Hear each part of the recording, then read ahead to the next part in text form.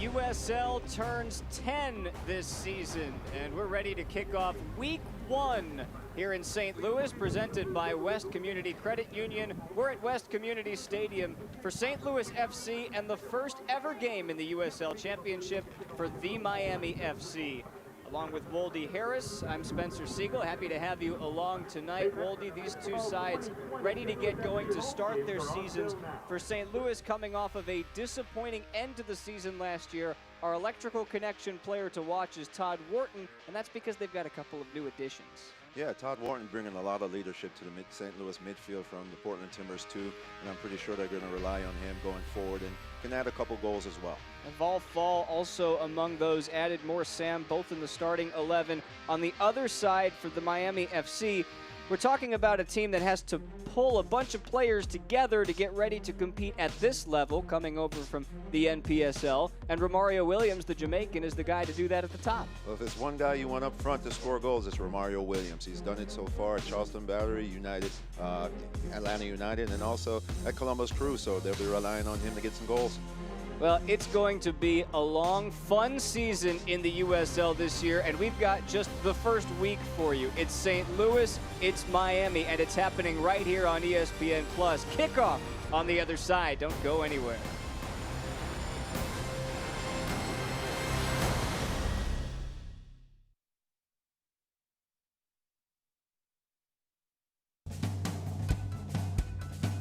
This year we developed Ale d'Or, which is a beer brewed exclusively for the St. Louis Football Club. We've been partners with STLC for coming up on 3 years now. St. Louis Football Club got some Schlafly, call out our Luligan friends on the side. You'll be able to find Ale d'Or obviously out at Soccer Park and then at your local grocery in and around St. Louis, so we're really excited to get it out there in the market. We're excited to debut it in 16-ounce cans for the upcoming season.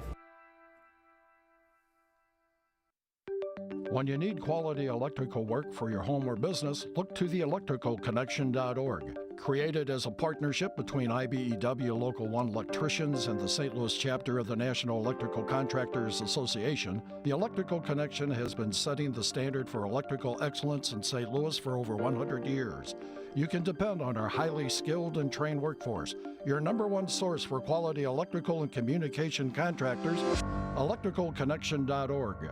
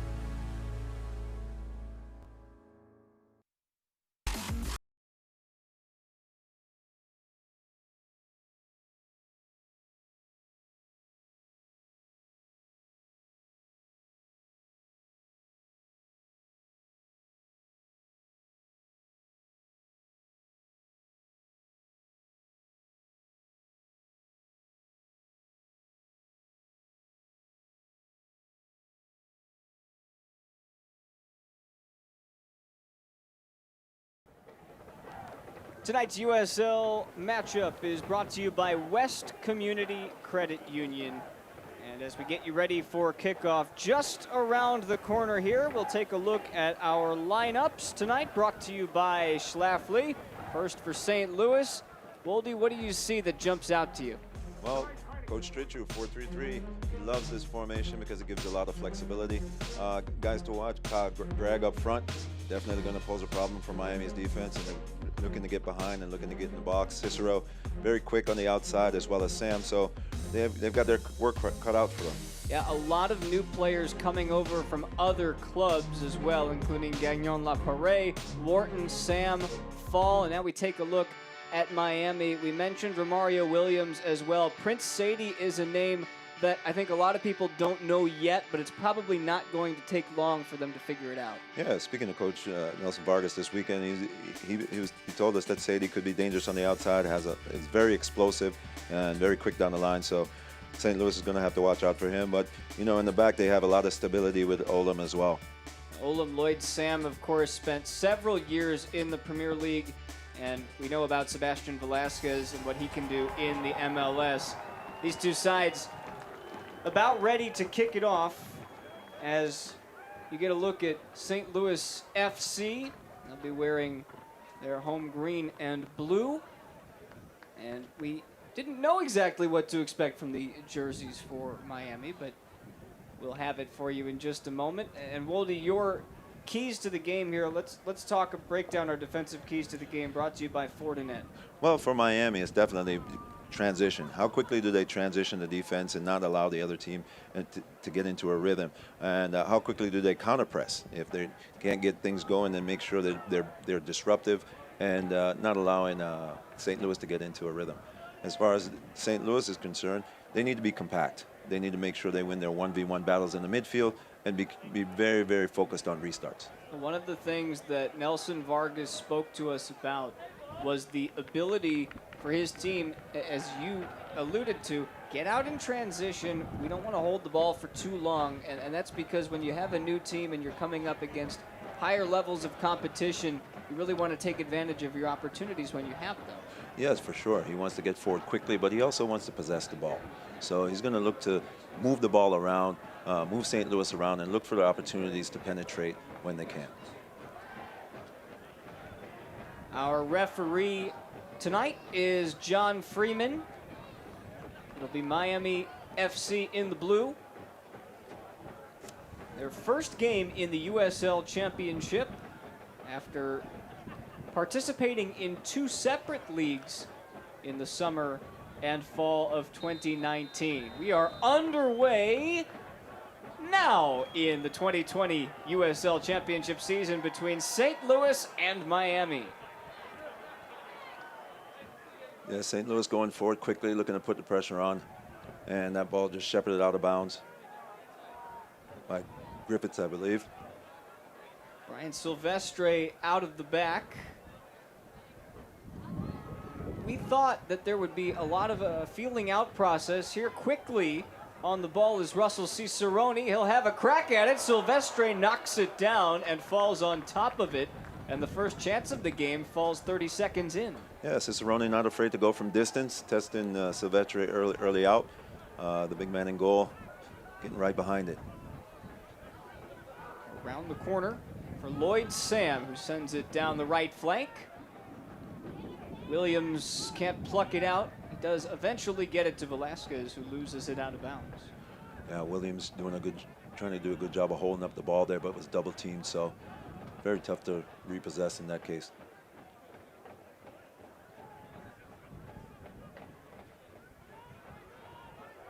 Looking to move forward high up the pitch. That's Kyle Gregg, who can't handle it up top.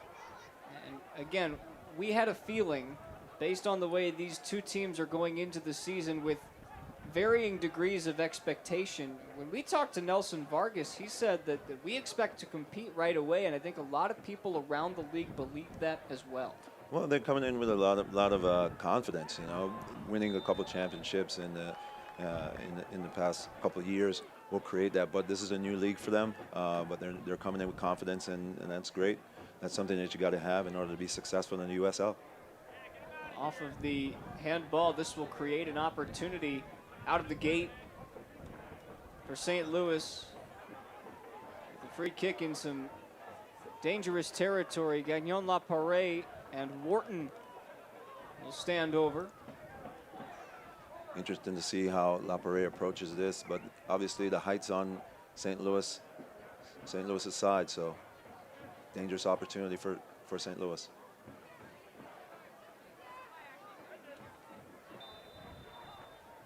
Gagnon Laparé leaves it for Wharton, who curls it in. It's headed on and out for a corner.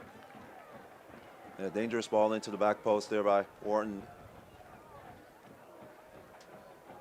Looking to get on the end of things. First corner of the match. As you can see, they're marking up in the middle of the box. Everybody's going to be jostling for position, so you can get on the end of this Todd Wharton cross. Wharton whips it in. Cleared by Williams, and now Miami can run. Velasquez finds help. Sent down the left side. This is Prince Sadie who gets his cross in for Williams, and that's not too far off. The first chance of the night for Miami. Yes, that's what Velasquez presents. He's very skillful on the ball, crafty, and Sadie doing what he does, getting down the line, and Romario Williams looking to get on the end of things. Decent start here from Miami, looking to get forward as quickly as possible. And as I said, use those spaces and look to penetrate as quickly as possible.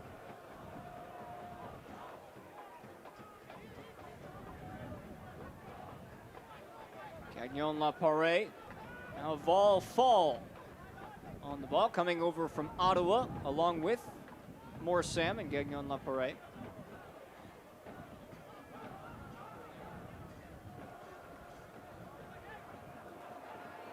St. Louis not being afraid to play that ball over the top diagonally, and it's causing some problems for Miami. Poor clearance effort, and it's knocked away by Silvestre. Cicerone has his second shot on target, but again, Silvestre stands tall. Good defense there and making sure that the ball gets cleared, but again, St. Louis looking to penetrate quickly with the long ball. Well, they've been working it up the left side, and this time it was a poor clearance effort, and that's one that you've got to put home early if you're St. Louis. Yeah, definitely a good look at goal, but great, and a great reaction save there from Silvestri from very close range. But next time, I'm pretty sure Cicerone will be a little bit more. And a turnover. Back we come the other way, and Olam, for the moment, settles things down. Now Fall to the left side, Cicerone looking for help. Fall, Laparé on his left, cuts it back, and Silvestre there again. Great positioning by Silvestri. St. Louis having the better run of play here, finding those little pockets of space to make those quick 2 to 3 yard passes and getting into the box rather easily. Benton Griffiths from the back.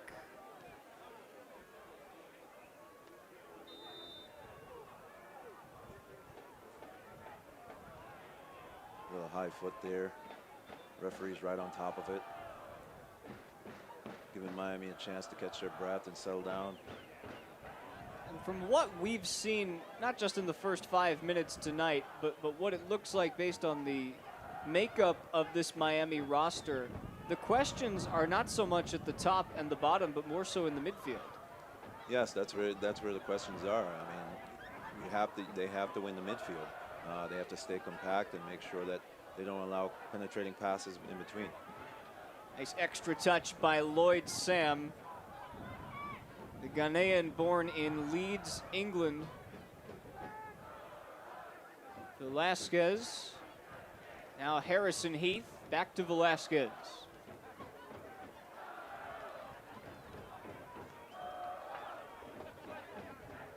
Good ball movement by Miami. Lance Roseboom on the ball. Velasquez can't handle it. And Gagnon Laparé circulated back. Yeah, St. Louis just using the opportunity to put their foot on the ball, get a little confidence going, move the ball around, and probe Miami a little bit. Vargas talked about the fact that they would likely be the team that possessed the ball less tonight, but when they had the ball, they really wanted to make the best use of it. And that'll be out for a corner.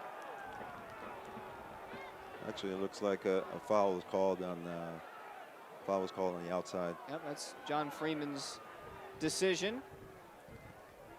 Moore just being a little bit too physical on the outside. More Sam.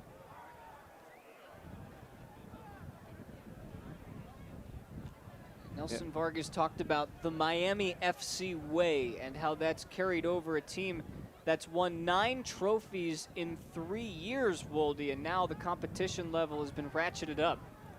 Yeah, definitely. It'll be interesting to see if they can implement their style of play quickly with a team that is as physical and as experienced as St. Louis.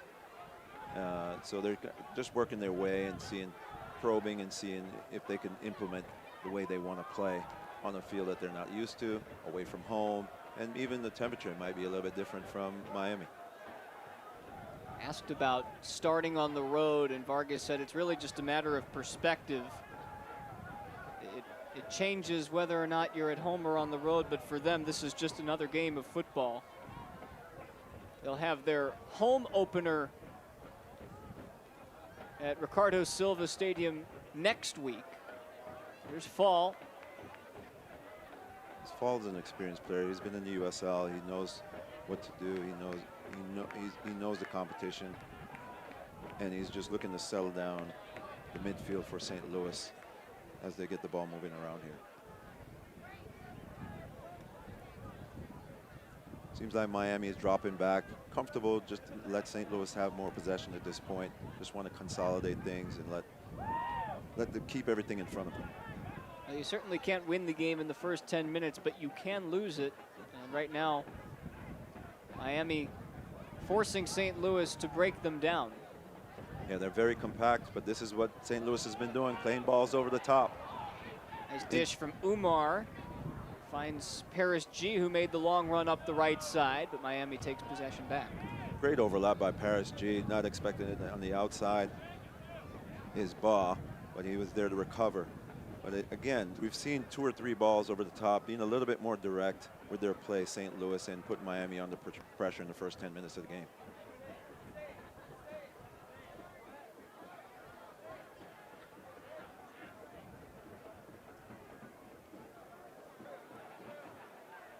Headed down, kept alive for a moment. Morton took a shot. Trouble in the back. This is a giveaway, and it's picked up by Gregg, and it's the first goal of the season for St. Louis. Kyle Gregg takes advantage of a Miami mistake, and it's 1-0. Yes, Lloyd Sam looking to pass that ball back to his goalkeeper, but didn't see Kyle Gregg sneaking in. That's the poacher. He's always sniffing in and around the box and has a nose for goal. And he just picked off the pass, and it was easy to round Silvestri and passed it into the back of the net. The man who was second in St. Louis FC history for single season goals. He scored 13 2 years ago, and he's got one in the first 10 minutes of 2020. Great opportunistic goal for Kyle Gregg. Sets the tone. They've been rewarded for their confident play and their adventurous play going down the wings, and their pressure as well. That pressure caused Sam to pass the ball back. Not seeing Gregg coming through, picked it off. 1-0 St. Louis. That St. Louis FC goal is delivered by Domino's. St. Louis FC goal, And the first of the season, scored by number 22. Side referee took a bit of a shot.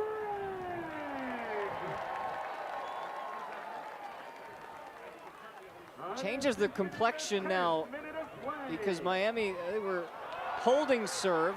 Cicerone can't get loose. Griffiths recycles it back to Silvestre.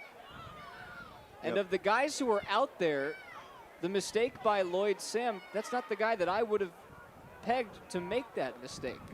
Well, there's been constant pressure from St. Louis up front, putting, just getting at every ball, looking to counter press when they lose the ball.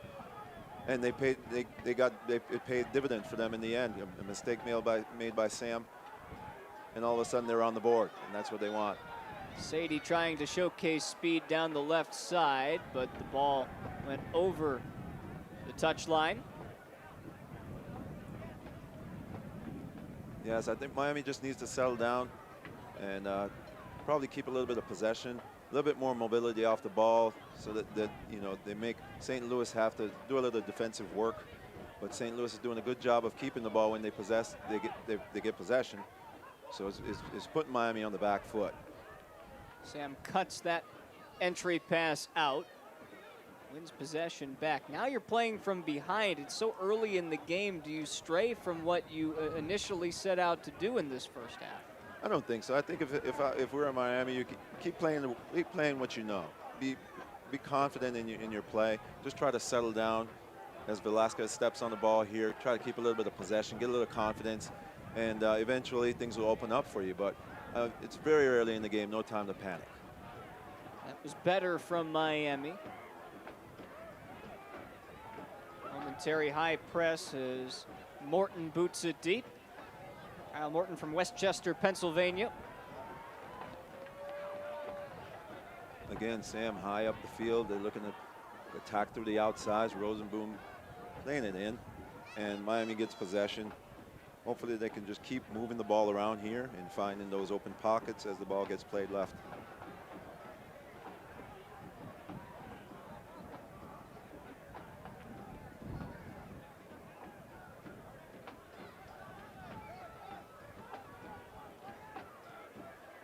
Olam to the top, looking for Williams, who went in a bit too aggressively. Take a look at Steve Trichu. And Boldy, you know a thing or two about Steve. You guys worked together in Colorado Springs, and he now comes into a new arena environment for the first time in quite some time. Yes, this is Steve's hometown. He's from St. Louis. Worked with him for the last 5 years in the USL, and you know he's very, very passionate about the game. Loves coaching, loves everything about the game, and I'm sure his players are going to show that on the field. Well, when we spoke to him on the phone earlier this week, he was really excited.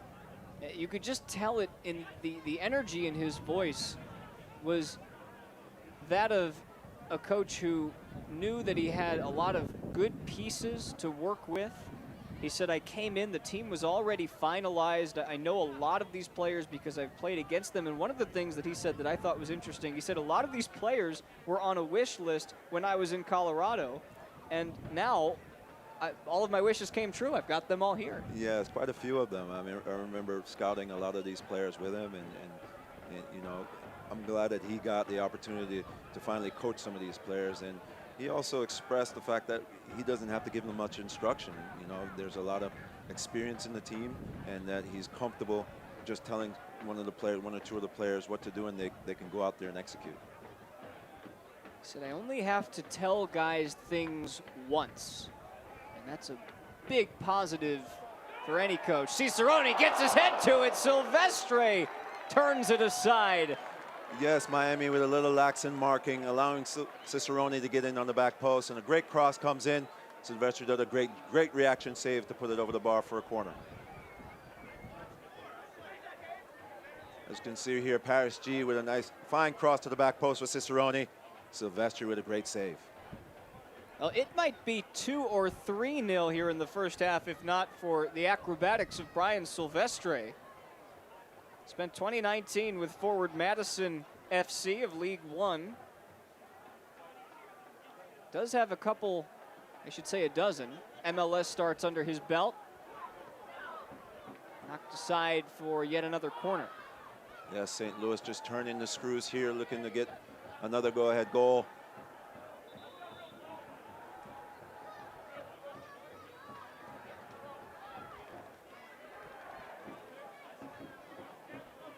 Referee just making sure everybody's keeping their hands to themselves in the box. Wharton curls it deep. Punched back in, headed clear by Heath, and pushed along by Sadie.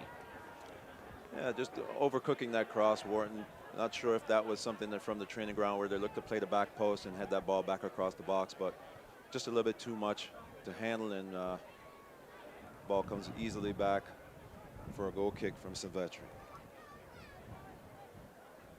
Olam wanted to go down the right flank, instead turns it back. Yeah, Miami not doing too well, not handling the pressure of St. Louis in the first couple of opening minutes here. Finding it difficult to play out of the back. And St. Louis, as I said before, just turning the screws.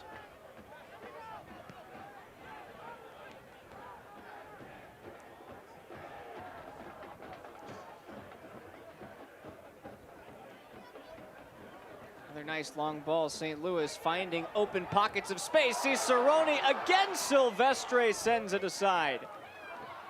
Yes, that ball down the flank is giving Miami a hard time. Silvestre standing on top of his head. He's all over the place tonight. Yeah, Miami having a hard time. Ba on the end dealing with Paris G coming from the out on the flank, and Silvestre being called, his numbers being called earlier on in the game, and he's responding. On first blush, it looked like St. Louis had another, and with 3 keepers for Miami. They had a decision to make. So far, they've made the right one. Williams heads that corner clear. It's kept alive. It falls for Cicerone.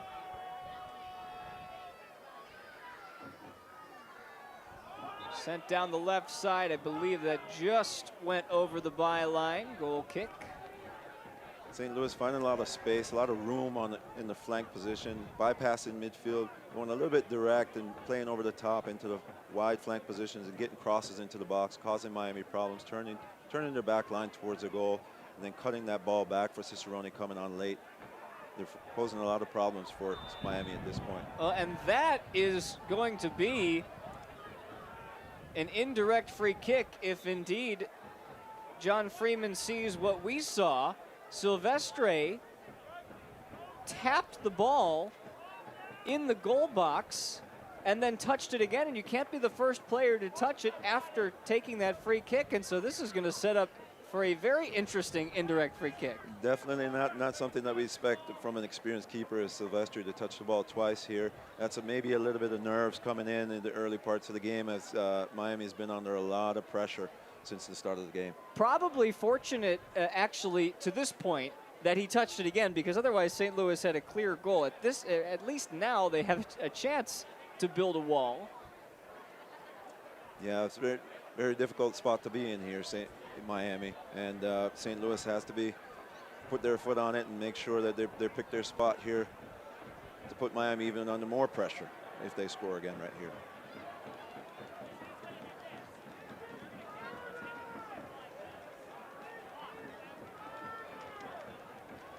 I believe I count, is that all 11 players or am I counting 10? I think, no, that's 11 players along the line.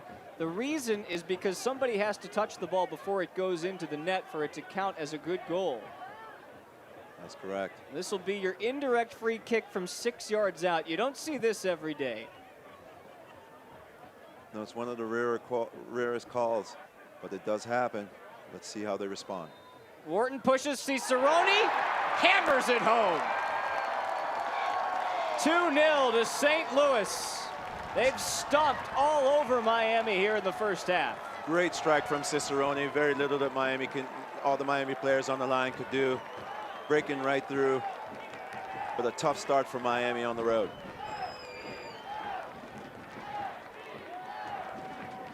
Two mistakes defensively. Let's take a look first at the play that led to that indirect free kick. We're talking about Silvestre. He just taps the ball. You can see right there, it's minuscule enough to set up the indirect free kick.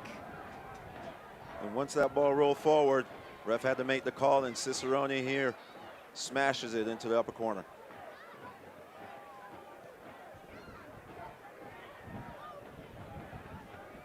Five goals last year for Cicerone in 33 St. Louis appearances, and that is yet another St. Louis FC goal delivered to you by Domino's. They're hungry for more. FC goal, his first of the season, scored by number 9, Russell Cicerone. Mario Williams looking to hold play up, get Miami just settled down. To number 7, Todd Wharton. The Luligans down the right side there, giving you a visual spectacle of the atmosphere going on here in St. Louis. And if you're a St. Louis fan, this is definitely what you want from your team. Opening day, 2 goals up within 23 minutes of the start. Great, a lot of energy in the stadium, and they're looking to push forward and get even more. Well, since 1947, Select has been a leader in soccer ball quality and innovation. Select is the official ball supplier of the USL Championship and many of the elite leagues throughout Europe. For the latest Select products and special offers, please visit selectsportamerica.com. Miami just trying to get something going on this end of the pitch.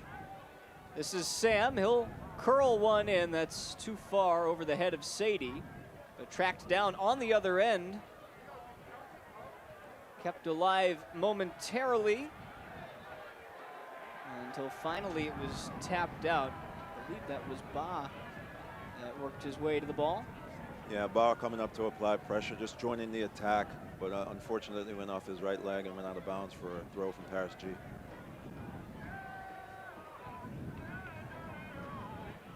Velasquez. Now Roseboom. Can't stick it to his feet. This is better for Miami in terms of energy and actually getting in and around the ball. Look at the position of their team right now. They're higher up the pitch, looking to apply a little bit more pressure to back for St. Louis and not allowing them to play those long balls over the top. St. Louis now sitting in a comfortable position. You would think the rest of this first half, they're playing with house money right now. The way that it's gone. Still have to stay on your toes, though, as Sam is fouled. Yeah, wall fall, being just a little bit overly physical. Referee's right on top of it. Free kick Miami. Ba up for Sadie, back to Othello Ba. Now Olam. Roseboom.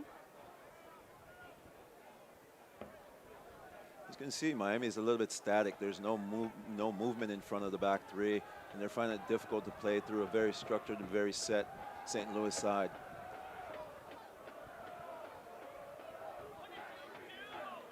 Now St. Louis has it, and they're moving the ball 1 and 2 touch, and Miami has to shift again and transition back to defense. Cicerone, low cross in, narrowly dealt with. Griffiths clears it away. Now Heath. Lloyd Sam just looking for help. Has it in Harrison Heath, the Englishman. This is much better for Miami, just putting their foot on the ball, moving in between the lines. Earn, save, spend, and learn with Greenlight, the debit card to kids that parents manage by app. Sign up today at greenlightcard.com and get 1 month free. This is the man they need to have on the ball, Velasquez. He's the creative force. Lost it that time. Kept alive. Roseboom wants to switch the field of play. It's turned over. Again, looking for that ball down the line. Roseboom is in position. But it's much better for Miami in terms of them moving the ball through the lines, looking to find players and breaking that pressure of St. Louis. You see, St. Louis is setting their defense a little bit deeper than they had originally. That's a nice win by Williams. He's into some space. What can he do with it? It deflects off of Williams and out for a goal kick, and that's just the type of luck that Miami has had in the first half. Yeah, well, there at least you saw the speed of Romario Williams coming through. Unfortunately, he couldn't find an open teammate inside the box, but they're looking to get more out of him. More situations like that from Romario Williams, and hopefully more players can join. Manager Nelson Vargas is expecting big things. He says he's the type of player that should be scoring 20 to 25 goals per season.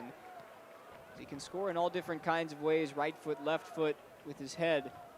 That's a high mark and a high bar to set.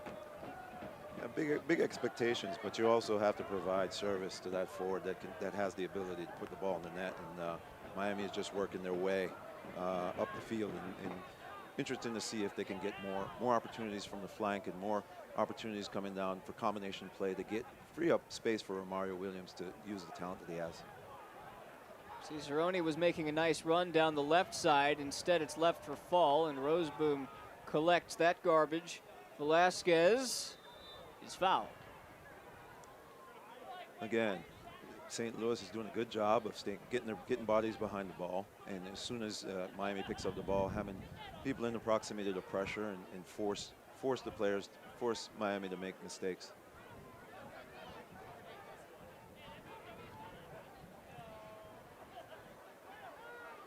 Williams holds it up, gets through 2 St. Louis defenders, and then loses it out of bounds.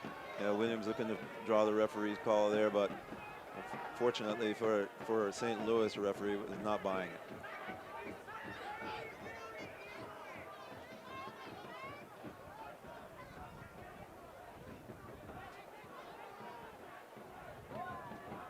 It's turned by Umar.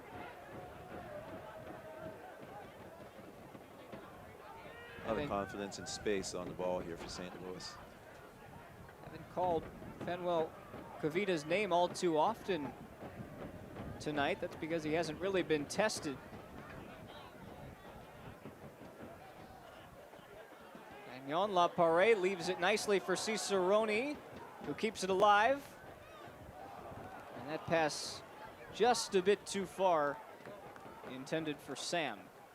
Again, those wide flank positions are, what's causing Miami trouble. There's not a lot of compactness, not a lot of pressure on the ball, and St. Louis is having a good time going down the flanks. I think that's exactly what Nelson Vargas was saying just a moment ago. Well, we'll see if they adjust as the game progresses. It's a nice lead pass up for Sadie from Velasquez. What can Prince Sadie do? And he puts a shot on target, but he's stonewalled by Kyle Morton. There you saw the speed of Prince Sadie getting away. So unfortunately, he was under pressure, so much pressure that he was forced to make the shot from a difficult angle. And Morton was right behind it to collect. Again, Gagnon Laparé is left unattended down the left side, and it starts a St. Louis break. Yeah, Miami is stretched at this point, and here's Sam. He gets to the byline, and it's just a bit too far. Just a little bit too much space in between the midfield and the defensive line there. This officially will go down as the first shot on goal in Miami FC history in the USL Championship. Relatively easy collect there for Morton. Prince Sadie trying to get his boot through and put that to the far post, but may have been thrown off just by the defender coming back. Don't miss a minute of action in 2020. Sign up today and get alerts all year long by following your club on ESPN.com. Search for St. Louis FC and then click the follow button to keep up with the latest news and scores, plus get reminders on St. Louis's next match. Go to ESPN.com now and click follow for your club.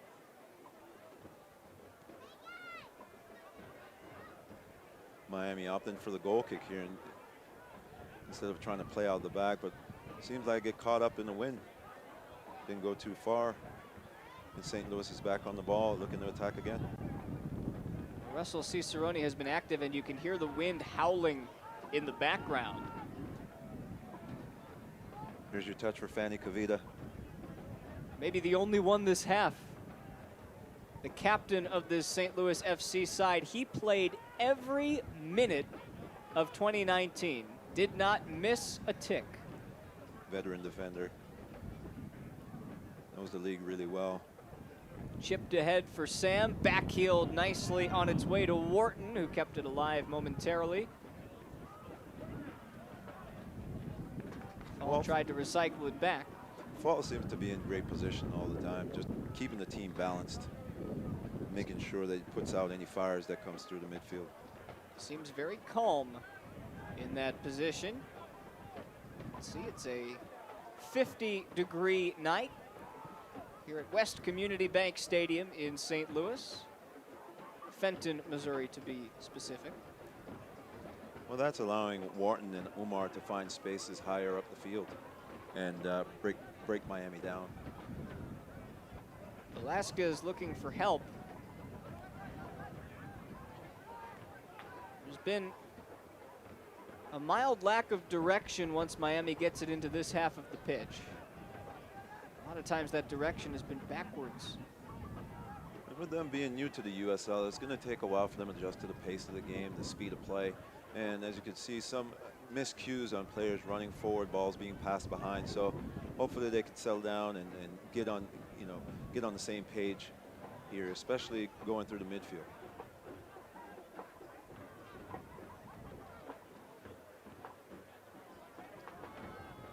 Good work out of the back, just not making any headway. Finally breaking through the lines. This is Sam, who dumps it off. The cross sent in and scooped up as Bezecourt's efforts rolled right into the arms of Morton. that's better for Miami. Getting the penetration down the wing, and Bescourt looking to find Williams in the middle. Just a little bit off with the timing, but much better for Miami. You played it at different levels too, and when you move up, what's the biggest concern in those first couple of games, those first couple of halves, when you're just trying to adjust to the next level? The biggest thing for me was the speed of play. How quickly the ball moves, how quickly the players move, and how quickly you have to adjust. And I think that's what Miami is experiencing right now, is just that they haven't adjusted as quickly. And, you know, obviously playing away, and St. Louis wanted to be on the front foot and come out and pressing didn't help that either. So they just have to settle down, know that, you know, they're still in the game, and consolidate play, making sure they're compact, not giving a lot of room as they did here. And a bad effort from Greg, but the flag was up. And making it difficult for St. Louis to penetrate. And now St. Louis is having an easier go at it in terms of putting players out of the game, getting the balls wide, asking questions of the back four. It's worth mentioning that most of the guys in blue tonight have played at this level or even at higher levels. It's just when you put 11 guys out there, many of whom have not played with one another, it becomes tougher to form that cohesive unit that they're looking for to come away with 1 or 3 points. Right, and it may take them a few games to find their chemistry, find, you know, innately knowing where players are going to be, so that the timing of their movement is much better. And you know, with St. Louis, these guys, they have a little bit of experience underneath them, and they're showed by the level of competition they've been playing. Gagnon Laparé leaves it in. It's cleared off the line by Ba. Header won by Wharton. Back flicked by Fall. Gagnon Laparé is harmed. And another free kick in a rather dangerous spot. I've not seen any yellow on the field besides the shirt of John Freeman. I think the referee has done a great job of letting them play. You know, there's a certain level of physicality to the game, but nothing malicious in the tackle.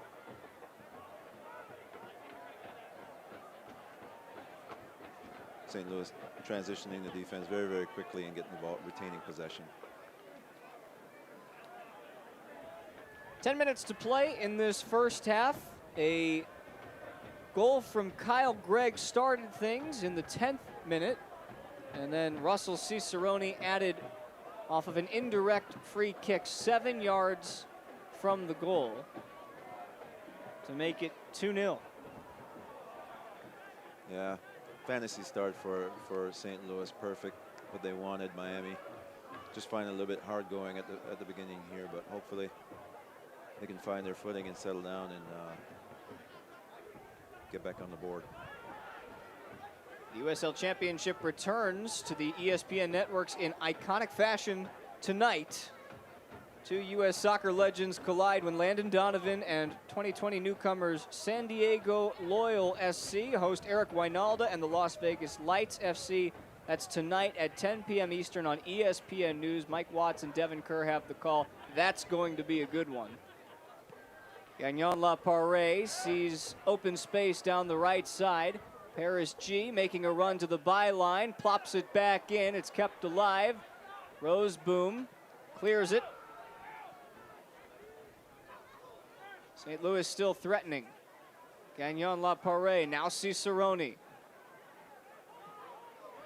Fall has options, takes it on himself.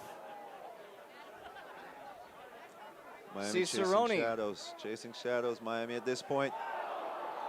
And finally, it's knocked clear and for a goal kick, which means the option there for Grieg was he could possibly get to that ball. It didn't look like he had a great chance. It looked like he might have had some defender help there. It looks like Ba got to it in time too.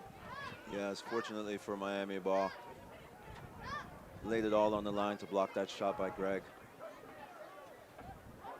Again, dangerous cross into the box, but Miami outside, the outside backs for St. Louis are definitely having an impact in the final third. G and Laparé coming up, making combination play on the edge of the box, whipping in crosses from the outside and forcing Miami to do emergency defending.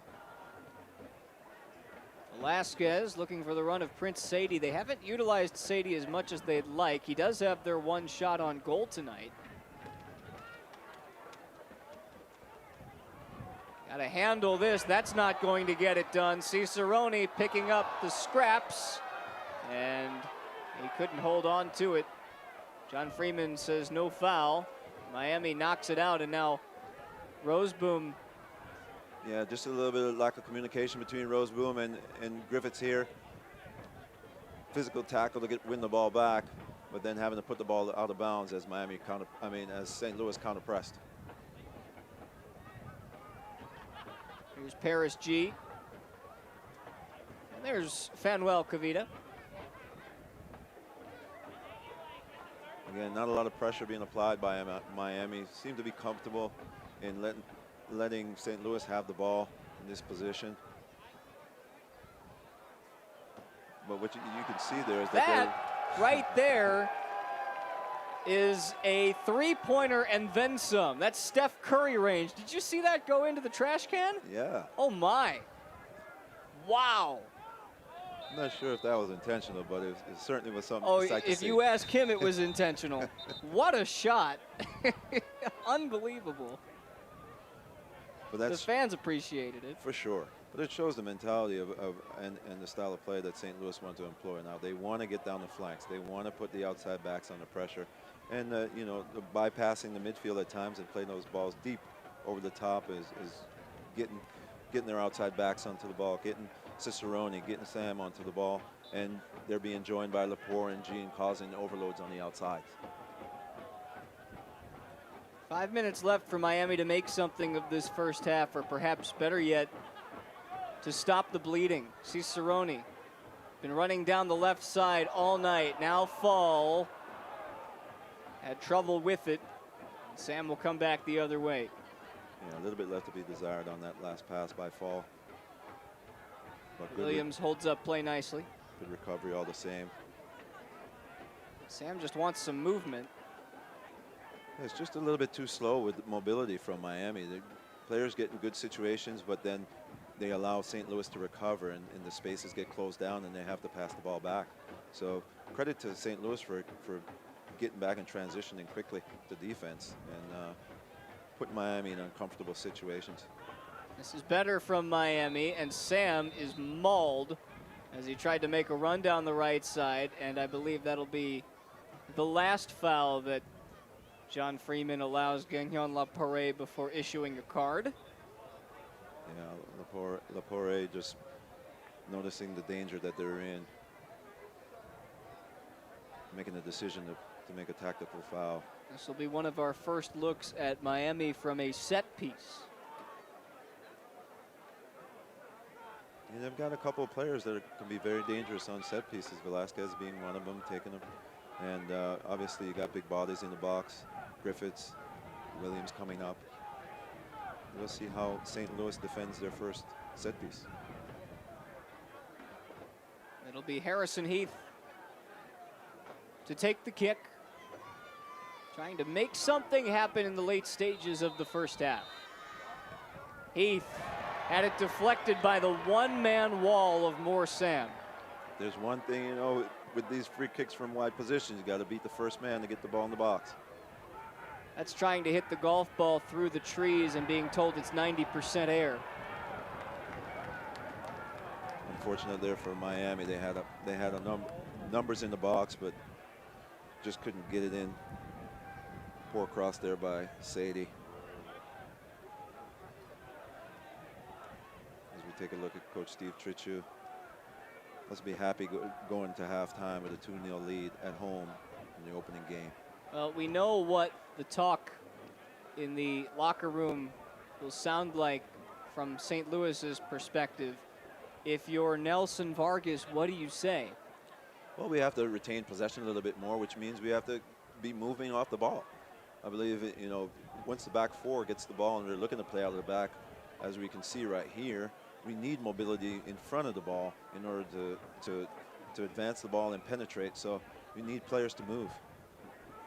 So I think that's going to be one of the first things he says. And then the second thing is that we've got to stay compact when you transition to defense. We can't afford to get stretched in the midfield. and we can't afford to leave players like G and Laparé wide on the outside. We have to make sure that they're under pressure when they come up. Sadie's been a bright spot. Take a look at that. Sadie tripped in the box. Penalty. But for Miami, this is what they want to see. We want to see Sadie going 1v1 on the outside. That's a big part of his game. And fortunately for them, he took the player on and created a foul. And there's a penalty for Miami. Prince Sadie with a scalding run. He went down right as Kavita came in. Yeah, as coaches always say, don't leave your feet in the box, because anything can happen. The veteran Romario Williams stands at the spot with a chance to give Miami FC their first goal Mario in Williams USL Championship play. looking to open his account from the spot. Williams and Kyle Morton in the final stages of the first half. It's Romario Williams. It's the first goal in Miami FC Championship history. Williams scores, and then a tussle as Williams tried to grab the ball. St. Louis wants to slow play down. It's 2-1, and that means game on. Game on. Miami pulls one back. Confidence should be restored here. It's only one goal to go, but they need to make sure that they go into halftime with this score staying the same way, or even getting one back. Morton guessed the right way. Williams just put it in the right spot.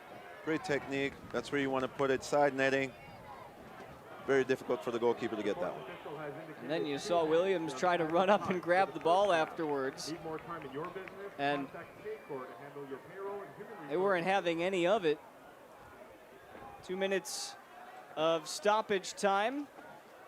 That's brought to you by Paycor. Need more time in your business? Contact Paycor to handle your payroll and human resources needs. And from what looked like a dismal first half from Miami, turns into a 2-1 ball game where they salvage thanks to Prince Sadie, who's been the brightest spot on the pitch. Yeah, so if I'm Coach Vargas, I'm looking to go to him more often.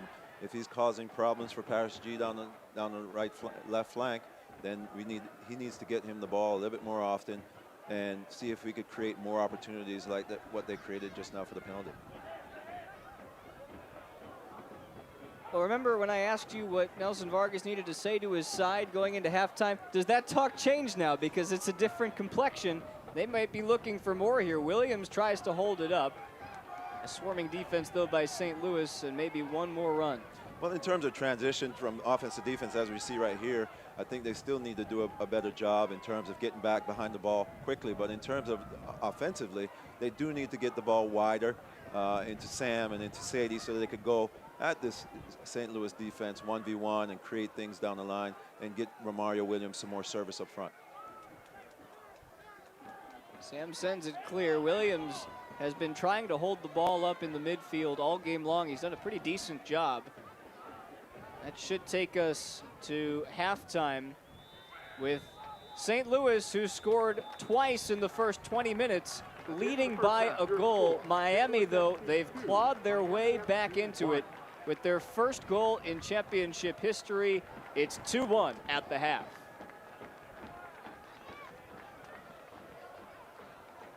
Well, great start by St. Louis. Starting on the front foot, put Miami under pressure, but credit also to Miami of not laying down. They came back, they got a penalty kick, and it's 2-1 going into the half. We've got halftime highlights for you, along with a look around the rest of the USL Championship's first week. A game on our hands in St. Louis. Halftime here at West Community Bank Stadium.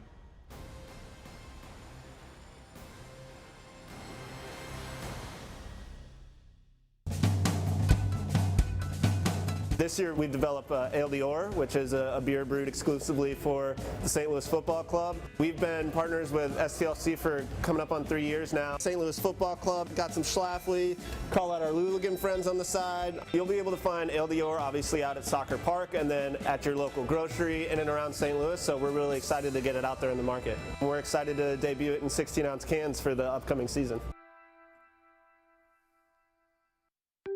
When you need quality electrical work for your home or business, look to the electricalconnection.org. Created as a partnership between IBEW Local 1 electricians and the St. Louis chapter of the National Electrical Contractors Association, the Electrical Connection has been setting the standard for electrical excellence in St. Louis for over 100 years.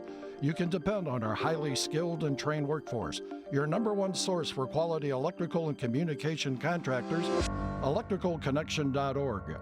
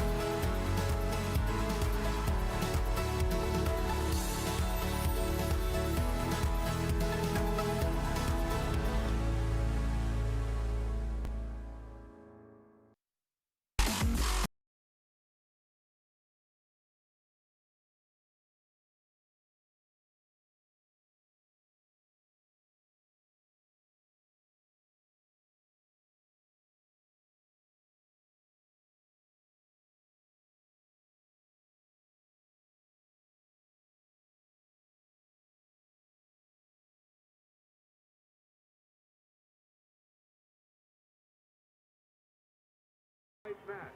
2-1 St. Louis at halftime here at West Community Bank Stadium.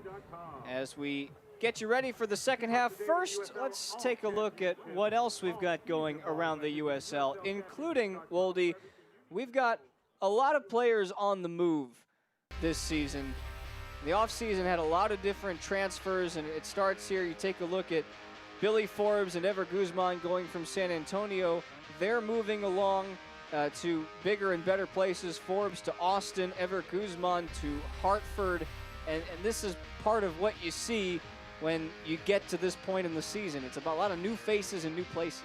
Yeah, beneficiaries of great attackers. His teams at Hartford, Nico Brett to Birmingham, doing, he scored a ton of goals last year, and, great pickup.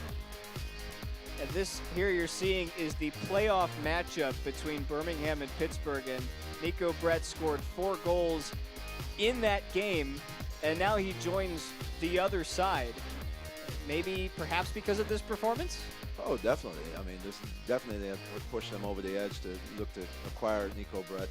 A great attacker, good experience in the league, and obviously he knows how to put the ball in the net. That's why we saw Prince Sadie go to Miami, because of where he was when Miami played them. Elsewhere, OKC seems to benefit from the demise of Fresno, with a key forward and goalkeeper heading to the Sooner State. Don't forget Phoenix Rising FC either. They generally make pretty good moves. Making another splash, they add the veteran Santi Moar. Santi Moar, definitely a great attacker. Loves to go 1v1, but is definitely a threat from outside the box, from range. In a 1v1 situations, he's tough to defend, and he has a killer instinct getting around the goal. Going from New Mexico to arguably the top team in the USL. Of course, we stay in the desert with Las Vegas Lights FC. They lose Irvin Parra to the expansion side, San Diego Loyal SC. The expansion side that we'll see on ESPN News later tonight. Parra is a handful going at 1v1. He could play in the 10 position, he could play in the 9 position, but either way he gets close to the goal. Anywhere near the goal, he's a threat. It's a hat trick at Cashman Field against Tacoma for Parra that you're getting a look at. Now he goes to a side led by Landon Donovan. Taylor Muller, who joined Charleston way back in 2012. Look how far he's got to go. He's got to go from one side of the country to the other. He goes west with Tacoma, and this is what you see. How about Lebo Meloto, an explosive player? Didn't make the MLS jump with Nashville, so he looks to be a catalyst for the new and improved FC Tulsa in 2020. Now what you see is a lot of attacking players, which speaks to where the league is going. We love to see goals and teams seeing that these attacking players are available or making those moves. Well, those are just a few of the moves that were made this offseason. Time will tell what happens with those players in respective teams. But in the meantime, we can dig a little bit deeper and take a look into the 10th anniversary season of the USL.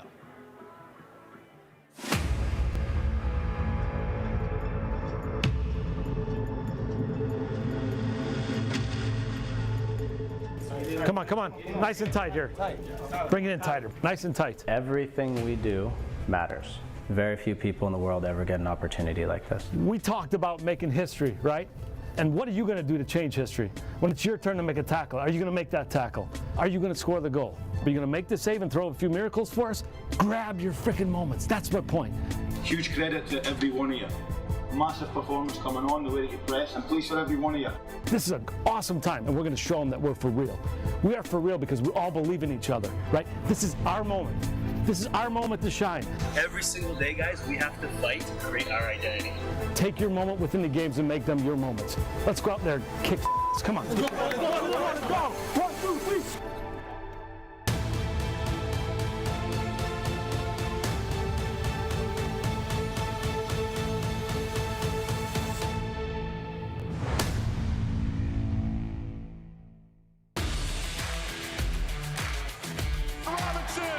Wow, what a job he is doing. Leo Fernandez tries to shake it up. Johnson trying to cross one in. Still alive in the box and scored! Oh, shot! Oh, Forbes turning on the speed pair.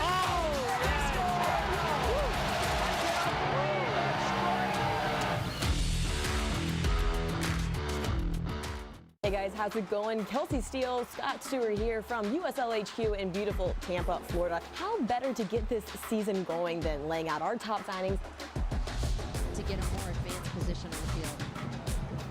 Sit in. It's Jimmy Alford! What? Himself from attacking the back four, gets that chance to bury it. That gives Earl Edwards Jr. absolutely no chance. Why? Because it's in the top corner. You're never going to have a chance. It's over the wall. It's the perfect. Popped up Moore with the left. Oh! And Moore with the second goal. He now has a brace. Look at the touch there. That's Soler. Great ball over the top by Wehan. And then how about the shot here?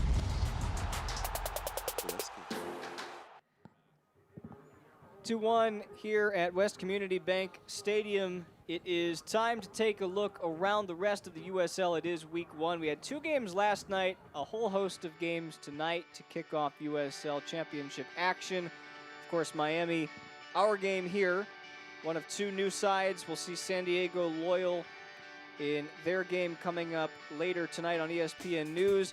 You got to get yourself the USL app, Woldy. If you don't have it yet, you can watch every goal at the touch of a finger. And then you see that down there at the bottom, Tim Howard signing with Memphis, signing, I'll put in quotations because he is part owner and, you know, also the sporting director of the club. But he got the start tonight in goal. More on that in a second. Here's your power rankings for 2020 to start the season. Fairly arbitrary. Anything that sticks out among the teams you see or somebody you don't see?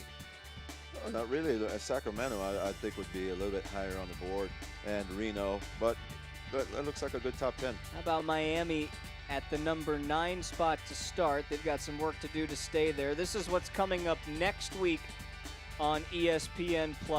Miami FC with their home opener against the Tampa Bay Rowdies. A couple of other good matchups, Memphis and St. Louis. And as we take a look at the scoreboard tonight, that Memphis game that we were talking about, Memphis had a 2-0 lead after 16 minutes, and then Indy scored 4 straight against Tim Howard in goal, and that's the difference in the ballgame. Tough going for the first start for Timmy. Well, plenty of time to turn things around, and that includes these 2 teams who still have 45 minutes and change to play. We'll have the second half when we return. This year we developed Ale d'Or, which is a beer brewed exclusively for the St. Louis Football Club. We've been partners with STLC for coming up on 3 years now. St. Louis Football Club got some Schlafly, call out our Luligan friends on the side. You'll be able to find Ale d'Or obviously out at Soccer Park and then at your local grocery in and around St. Louis, so we're really excited to get it out there in the market. We're excited to debut it in 16-ounce cans for the upcoming season. When you need quality electrical work for your home or business, look to theelectricalconnection.org. Created as a partnership between IBEW Local 1 electricians and the St. Louis chapter of the National Electrical Contractors Association, the Electrical Connection has been setting the standard for electrical excellence in St. Louis for over 100 years.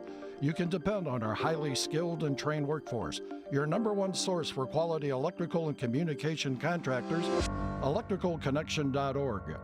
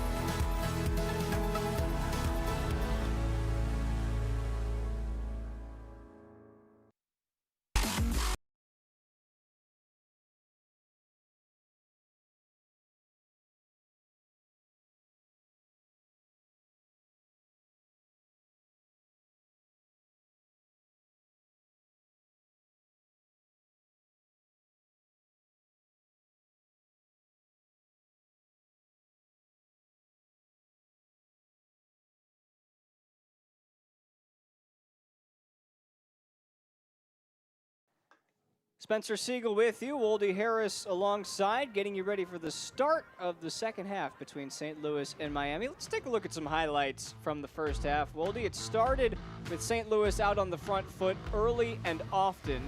And, well, the first goal came from Cicerone, but Brian Silvestre was great in goal. Definitely having great positioning and coming up with some reflex saves to keep Miami in the game early. But these things can't happen. They're leaving your goalkeeper out to dry there with a poor back pass by Sam, and Greg took advantage. Can't give a guy like Greg any type of opportunity like this. I think he was expecting Silvestre to come up, and instead it turns into the first goal of the game on a turnover that Greg was ready for. That made it 1-0, and then 10 minutes later, well, first you take a look at Cicerone's header. This is Silvestre again. He had 6 saves in the first half, and I would say this was probably the most emphatic. Well, the 2 outside backs for St. Louis have been doing a fantastic job of getting forward. Paris G whipping in crosses, and again, this is him passing the ball back to and getting a shot from the top of the box. Cicerone. Got 2 saves in the span of about 10 seconds, and then the St. Louis goal came on an indirect free kick because on right here, this goal kick, you can't touch it twice, so he decided to touch it again, and that means it's an indirect free kick. Set it up, Cicerone puts it home, and it's 2-0, and you thought St. Louis was rolling from there. Yes, we thought St. Louis was rolling from there, but they seemed to take their foot off the gas and allow Miami back into the game. But great strike here from Cicerone, full of confidence. And this is Prince Sadie getting inside, drawing the penalty 2 minutes before the halftime whistle, and Miami has life. Mario Williams, goal scorer, doing what a goal scorer does, putting the ball in the back of the net to the right of the goalkeeper and putting his team back in position to get a result on the road. So it's 2-1, despite the fact that St. Louis has held the ball 55% of the time. You see the shot and shots on target differential. Miami's got their work cut out for them here in the second half, but 1 goal deficit, you're in it. Anything could happen. We're just about ready for the start of the second half.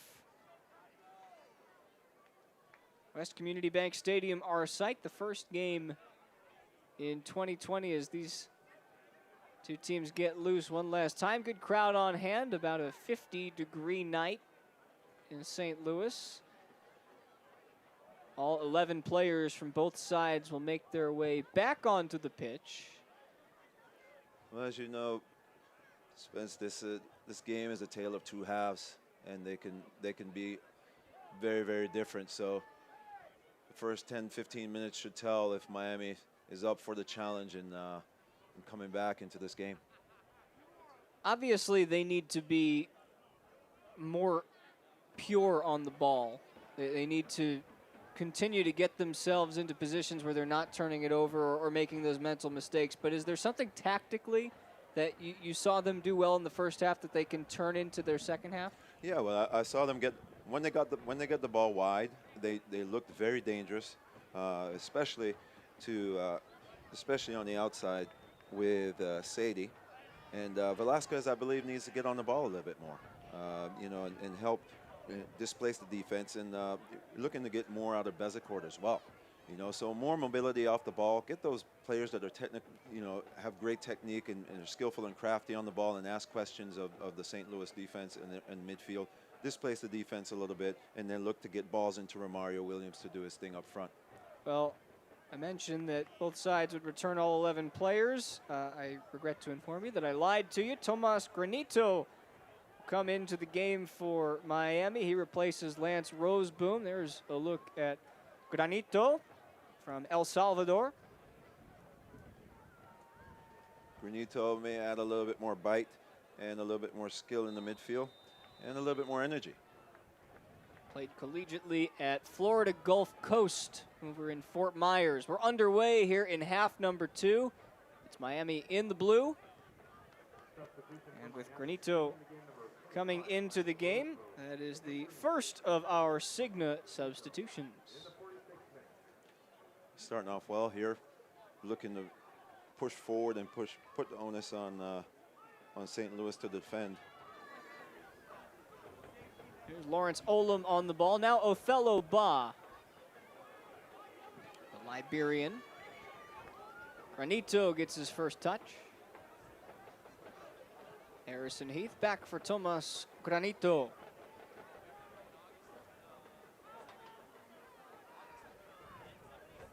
St. Louis dropping back a little bit deeper. Yeah, St. Louis starting off a little bit deeper than we expected them to, and allowing Miami to gain a little bit of possession here, knocking the ball around. Miami definitely coming out on the front foot, looking to impose themselves on the game.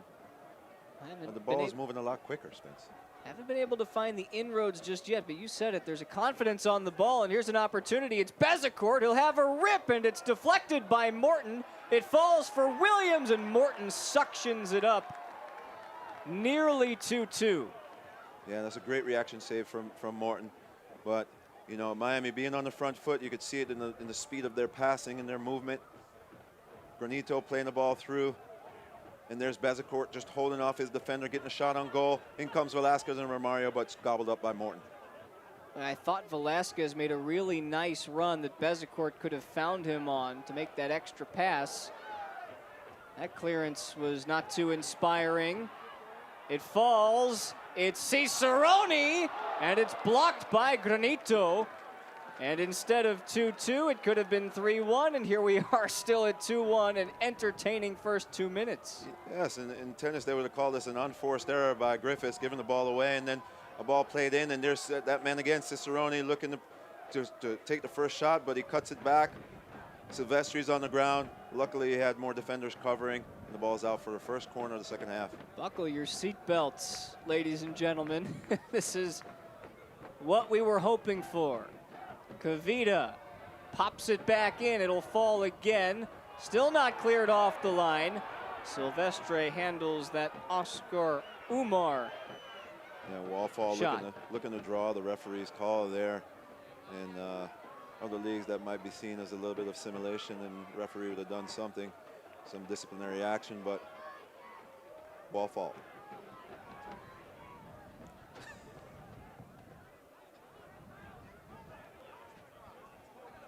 Griffith.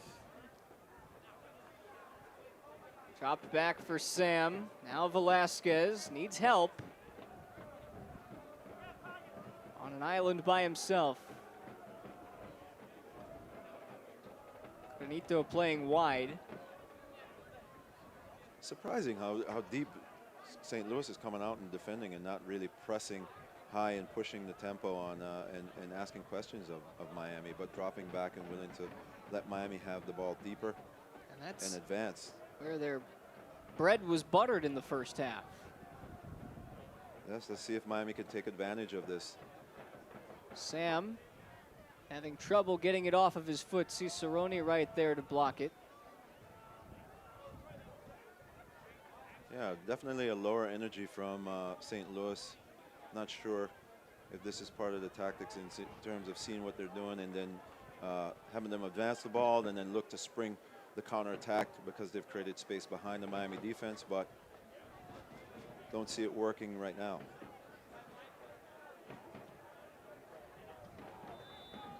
And knowing Coach Trichu, I'm pretty sure this is not what he expected in them coming out. I'm pretty sure he expected more of the same, to press and see if they could get more of the ball higher up the field and have a short field to go to the goal.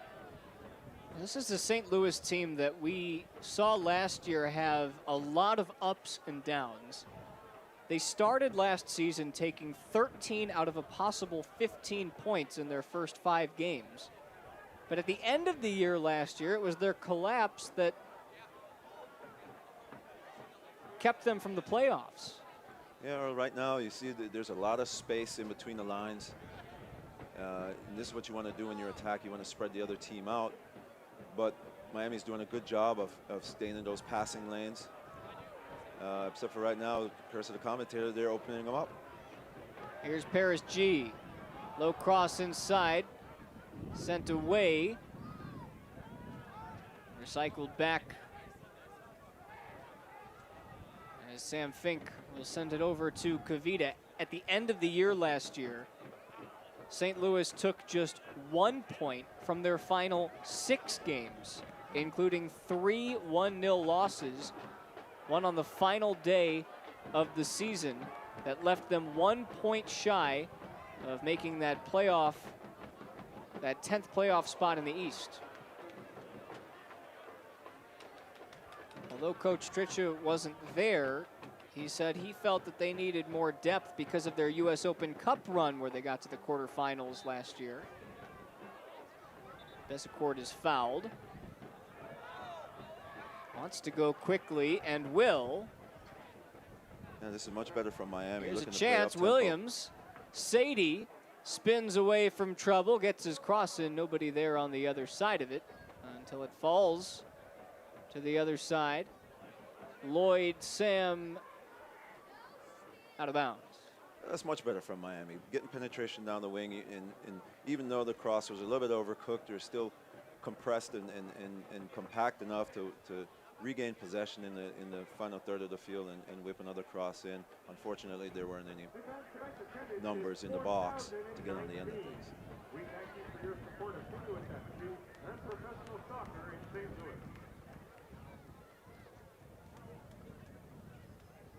Kavita needs help. Finds Jeremy Gagnon-Laparé. Here's the counter pressing that we were talking about from Miami. Pushing up high, everybody's compact. No space. Last touched. Very little space for St. Louis to play out. I'm sure this is what Coach Vargas wanted to see in the first half.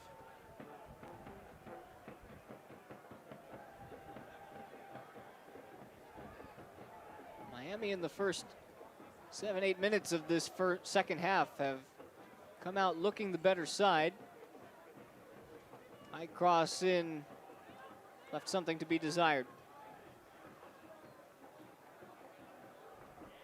Looking a little bit concerned here on the sideline. Maybe looking to make a couple of different adjustments to get his team going, Coach Trichu. Managed in Colorado Springs from 2015 up until last year. Was the club's first and only head coach, and then when he left midway through the season, there was somebody else who came in about halfway through. I wonder who that was. The man to my right. You know a thing or two about the angst that it puts on you to be a head coach in this league, how much pressure there is to win. That's a bad turnover by Ba, but he recovers nicely. Yeah, it's definitely a lot of information to process, a lot of responsibility, and you know, Coach Tritcher did a great job for the 4.5 years that he was there. You know, these things happen in football. Management chooses to make a decision, and you know, you just have to get on with the business. But here he is again with another opportunity, and his team is looking great so far. Born in Granite City, Illinois, just across the river from the Arch. Got Arch Madness going on in St. Louis as well right now. Every year, the Missouri Valley basketball tournament played. That's a bit too aggressive that time from Miami. This game getting a little bit chippy here and there. You know, a little bit inconsistent. A little bit, the flow has been affected a little bit, but have not yet seen a card to this point. Yes, the officials have done a great job of managing the game, managing the emotions, and they know it's the opening game, and you know, things are going to happen. Collisions are going to happen that are not necessarily intentional, but just due to nerves and the opening day. One back by Sam. St. Louis has numbers. Sam has to get it off of his foot. He does. It's deflected, and Silvestre will handle that. Talked about Tritcher coming into a new situation, and talked about the pressures of being a head coach, and that's something that Nelson Vargas on the other side has become intimately familiar with very quickly, because he was not hired after Miami found out that they would be in the championship. He was hired before, so he was hired to be in the NPSL. Yeah, talking to Coach Vargas earlier this week, he expressed how difficult it is to process everything and getting used to having the responsibility of making decisions and you know, putting a team together, doing preseason. But he's open to the challenge, and he was definitely optimistic about the season and looking forward to getting the season started. Well, when it comes to putting a team together, he certainly has a lot of help, including that of President and General Manager Paul Dalglish. Might recognize that name. Header pushed on and just off the line. Greg was about an inch from his second. That was closer on the second look. Look at that. That was a great left-footed ball in from Sam. And there's Greg again, the ever-present poacher in the box, just skimming off the side of his head and going just wide of that right upright.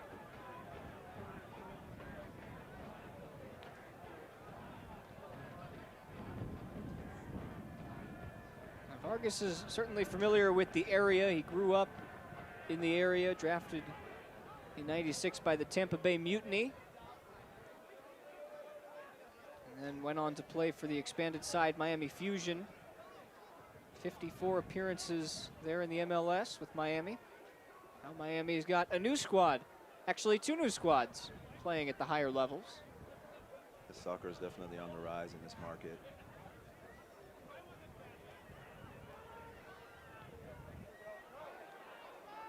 Wonder what both supporter groups think of each other. Hopefully they can be amiable towards one another. You know how that can be. All that's the passion surrounding the game. It's all in good fun and good sportsmanship. Here's Olam making a deep run. Of course, Paul Dalglish, he played in the Premier League, the Scottish Premiership, moved to the MLS in 2006, won a couple of MLS Cups with Houston. The son of Kenny, and if you ever watch a Liverpool football match and you look up into the stands at Anfield, you'll see the Kenny Dalglish stand, which means he probably did some really good things. A lot of good things. Well experienced and well traveled. Mario Williams coming in from the back here, just being a little bit overly physical,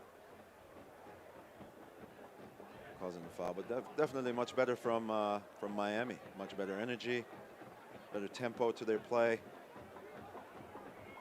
and they're causing St. Louis some problems. Well, perhaps stating the obvious, but the next goal here will really determine the flow the rest of the way. This could be a break for Miami. Williams is held up. And that might be our first card of the night. It is. Sam Fink is in the book. Yeah, Sam Fink recognizing that their counter is on from Miami. And probably making a smart play there, just slowing the play down, taking the yellow card for the team, and getting everybody back behind the ball. It appears through the first 15 minutes or so in the second half that St. Louis has weathered the early storm. Mentioned Miami starting to settle into their boots a little bit.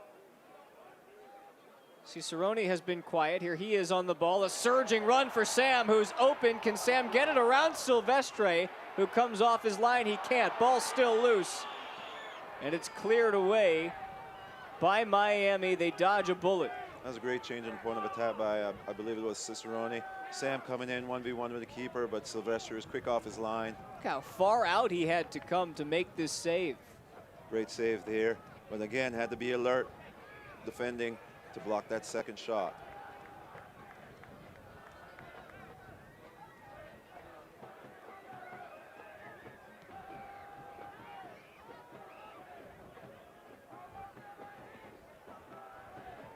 Kavita for Gagnon Laparé.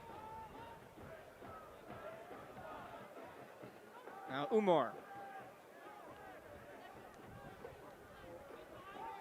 Sam trying to find the surging run of G. It was kept in play momentarily by Sadie, who then lost it.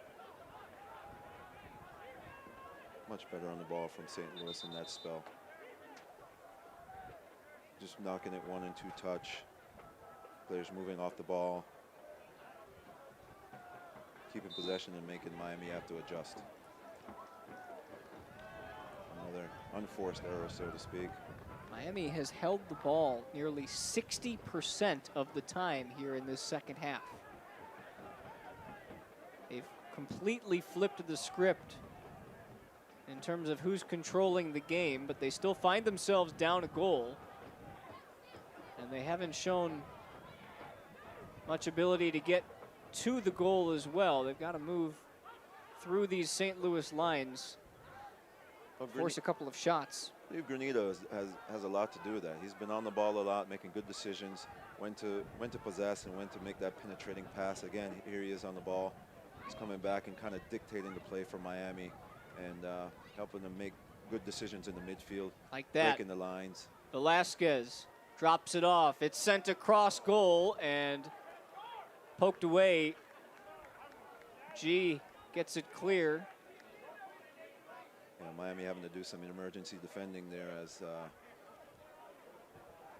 he got penetrated on the flank and the ball was whipped in dangerously across the 6-yard box.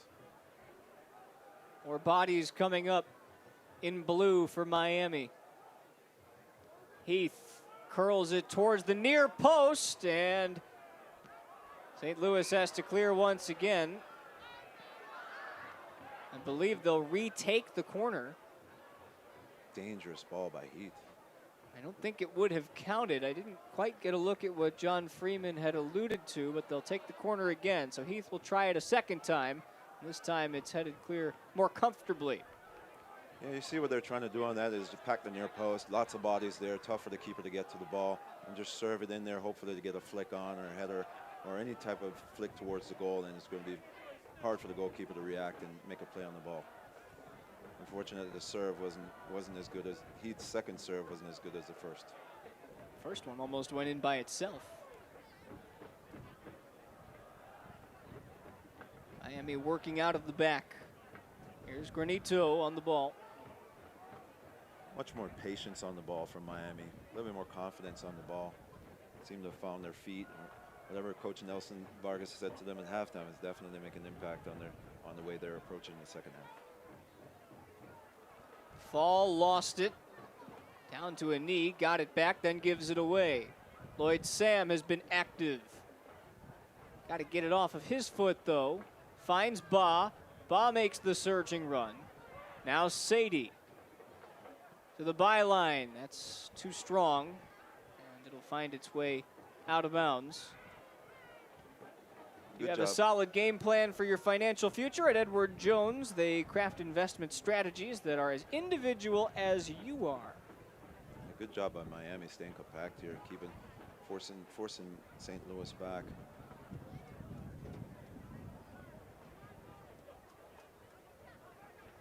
possession, higher up the field. It's a poor decision by Malone, looking for.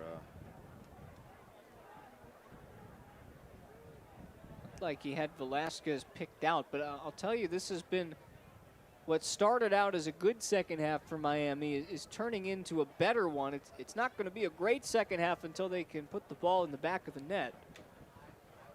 Find themselves down one in their first USL Championship match in the club's history. This has been where some of the trouble has come. This time it's comfortably dealt with. Sadie tries to spin away from trouble and then gets sent down the left flank, and it's cleared out. Miami again into their attacking third. Yeah, Bond, Sadie looking to combine down the line. Bezecourt, nothing doing.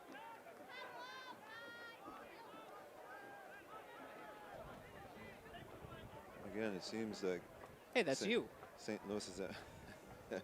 Where'd that come from? St. Louis is energy level has gone down, and Sam, that's a good cross. Nicely cleared away by Fall. Bezecourt was on the other end for a moment. For whatever reason, they're sitting back and letting Miami come on to them,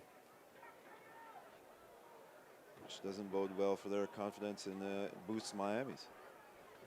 And Heath put one in a good spot. This one is, again, a comfortable pair of mitts from Kyle Morton that settle things down.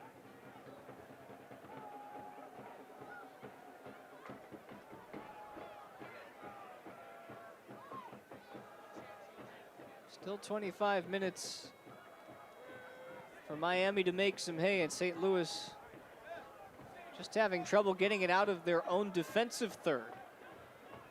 Here's a chance. Greg can't settle it down. It's a turnover. Velasquez coming the other way with help. He's got Williams to his right. Here's Romario Williams, and it's offline. That was a great chance for them to take advantage of. Romario Williams just pushing that ball wide right. Should have gone to the far post, but there you see in transition, that's what Miami is looking to do. Looking to play that, win the ball back in the midfield, get through the middle of the field with Velasquez, and looking to pick out either Williams or Bezecourt. Velasquez here picking out Williams. Williams side footing it just wide to the right of the post. Maybe should have looked to go to the far post there.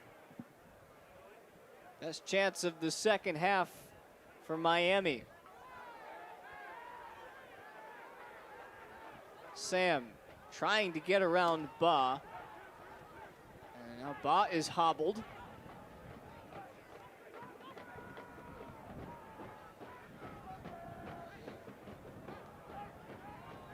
Here's Granito. If I recall, that's one of the first time I've seen Wharton get a touch of the ball in this second half. Hasn't been on the ball much versus the first half. Too far for G.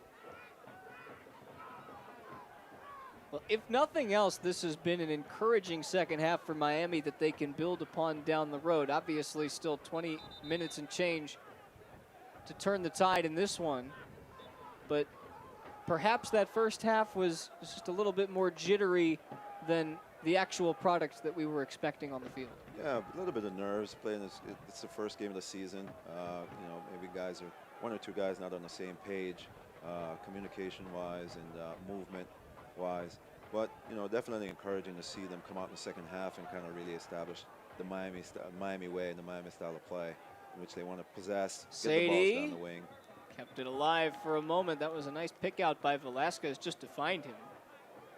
Yeah, playing 1 and 2 touch soccer through the midfield, get the balls wide to Sadie in 1v1 and Sam in 1v1 situation, and see if they can get some more penetration on the outsides.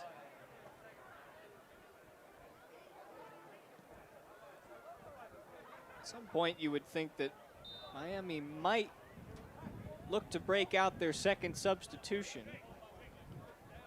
One of the things that Nelson Vargas alluded to was the fact that his team does have a lot of depth based on the signings that he and Paul Dalglish made to build this team with the Miami FC way in mind?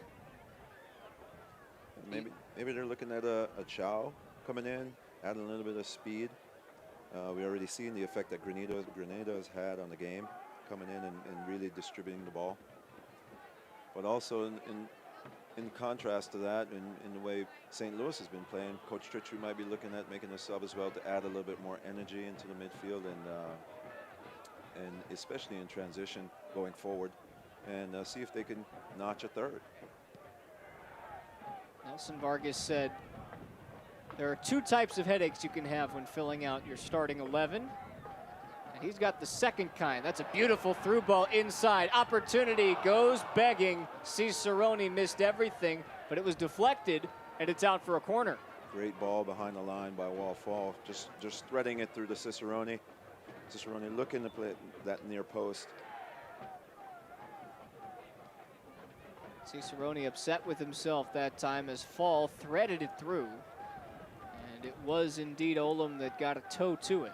Veteran coming across and making a play. Last minute play on the ball. Saving Silvestri. And in turn, Miami FC from conceding a third.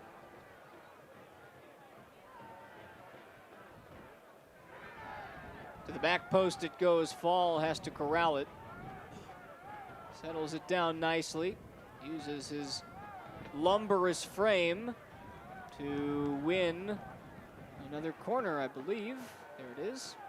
Yeah, I thought it looked like it came off the defender there. Seems to be a little bit of question of whether or not it did, but referee finally got it right.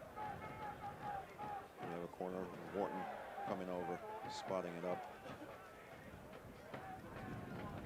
Raises the hand and see if they could get on the end of this one. Wharton's low cross in, deflected. Silvestri punches it away. Kavita certainly used his arm as an assist mechanism. Great reaction save there from Silvestri. That'll get him a caution. That's the right call.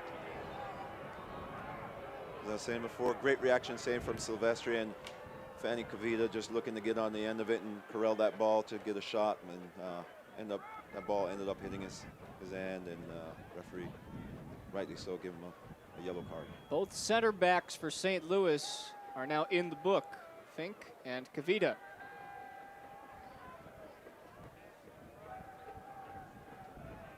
Fans, follow St. Louis FC and the rest of the USL Championship all season long on ESPN Plus, home to the USL, MLS, UFC, and more.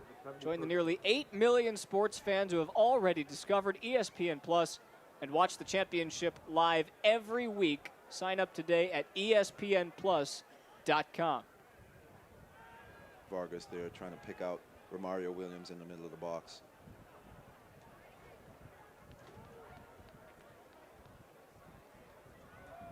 Still time for Miami, but the time is starting to dwindle.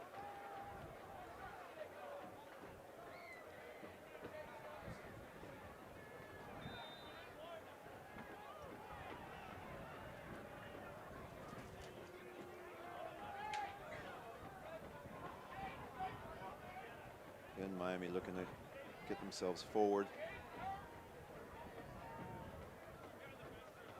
And the free kick changing the point here. They've been working both sides of the pitch. Patient build up. Bezecourt finds Lloyd Sam. Sam looking for help. Did that hit a hand? Claims to no avail. And given away cheaply, back to Granito it goes. Sam with a man down in the box. Cross deflected out. No signal yet on a corner or a throw, but first tend to the injured Fall, who may have taken a shot to the head on the initial cross.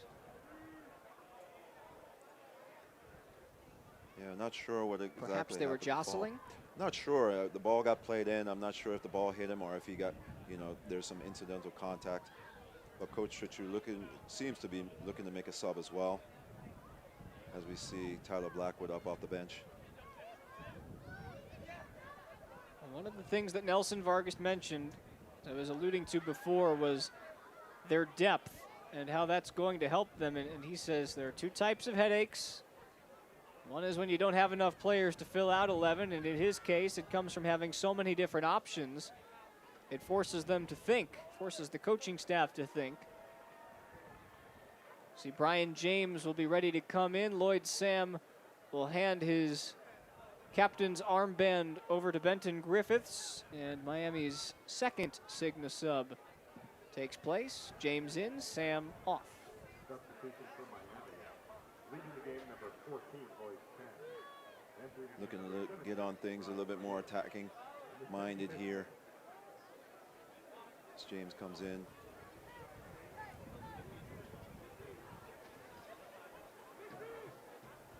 This will be a Miami corner. To the back post, Granito heads it wide. One of the things that Nelson Vargas did not do was divulge who would be in the starting 11 to his side, even though I think he had generally a good idea.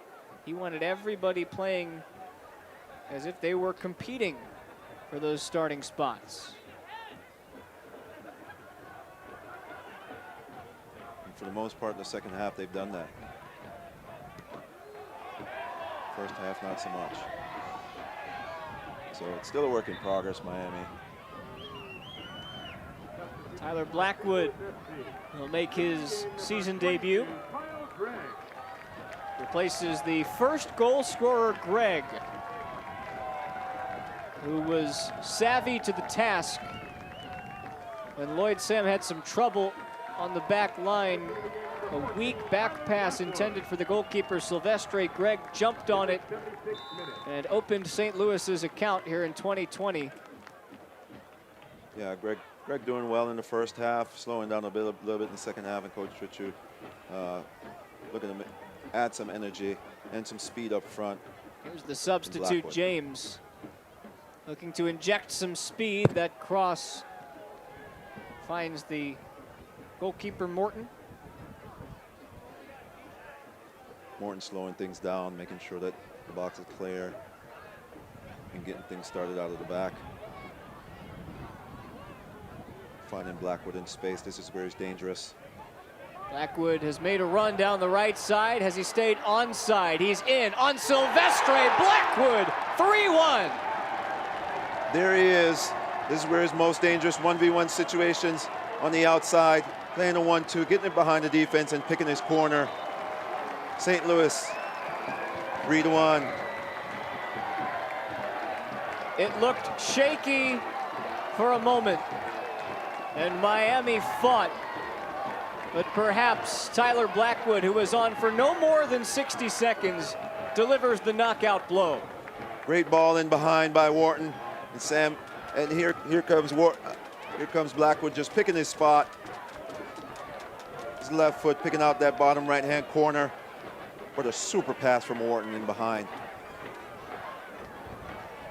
That St. Louis FC goal delivered by Domino's, and it's no wonder that it's Tyler Blackwood, who joined St. Louis FC last August and scored 6 goals in 13 appearances. He has one in 60 seconds in 2020. That's the dangers that Coach Tricher was talking about in his depth. He can play players in different places. He talked about Tyler Blackwood being one of those players that can play anywhere across the front line. Put him in up front, and within minutes of his entry, he's on the scoreboard. Miami now forced to stretch themselves with just 13 minutes left. In their 77th minute, Blackwood from Morton. It was really only a matter of time for St. Louis. 17 shots in the game, including 8 here in the second half. Well, Miami has done a great job in the second half of making good decisions in possession, but that was just a quick strike from St. Louis, from the man that just came on. Sadie got his cross in, and Williams nearly followed Morton's mistake with an answer. Not sure what Morton was thinking right there. Looked like he was going to punch, and then he was going to catch, and it turned out to be a punch catch. It looked like Williams had all 8 yards of the goal to aim at, and it appears he missed all 8 of them. Again, dangerous ball into the box from Sadie. He's been a bright spot for Miami tonight. He just tried to ricochet it off of his thigh. He couldn't get the right trajectory.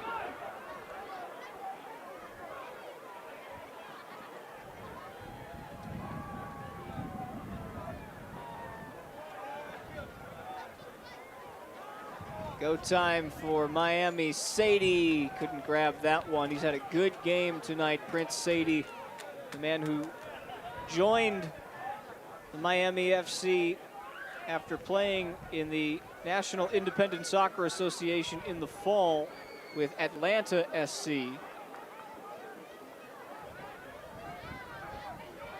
Yes, Miami having it now to pick up the pace, being 2 down. Only 10 minutes and change to go.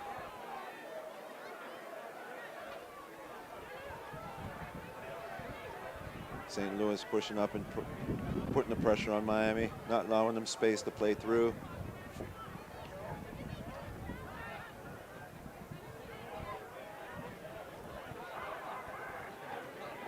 Well, one thing is certain, regardless of the outcome tonight, we've already learned a lot about Miami. You know what this man is capable of. Sadie, who drew the penalty that led to the first goal for Miami in their history here in the USL Championship. James trying to track it down. Gagnon Laparé kept it in play for a moment, but it did sail out of bounds.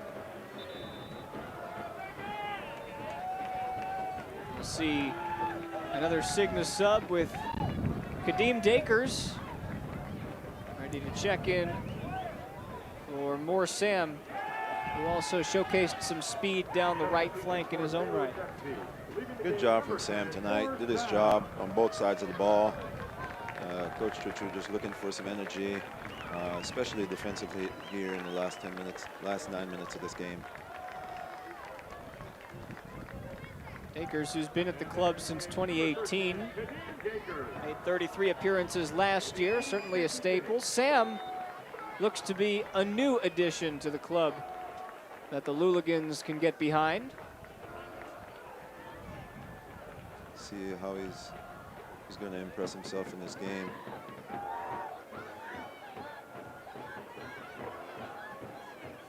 Velasquez was fouled.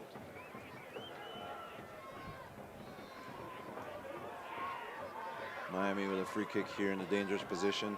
St. Louis have to be focused and alert.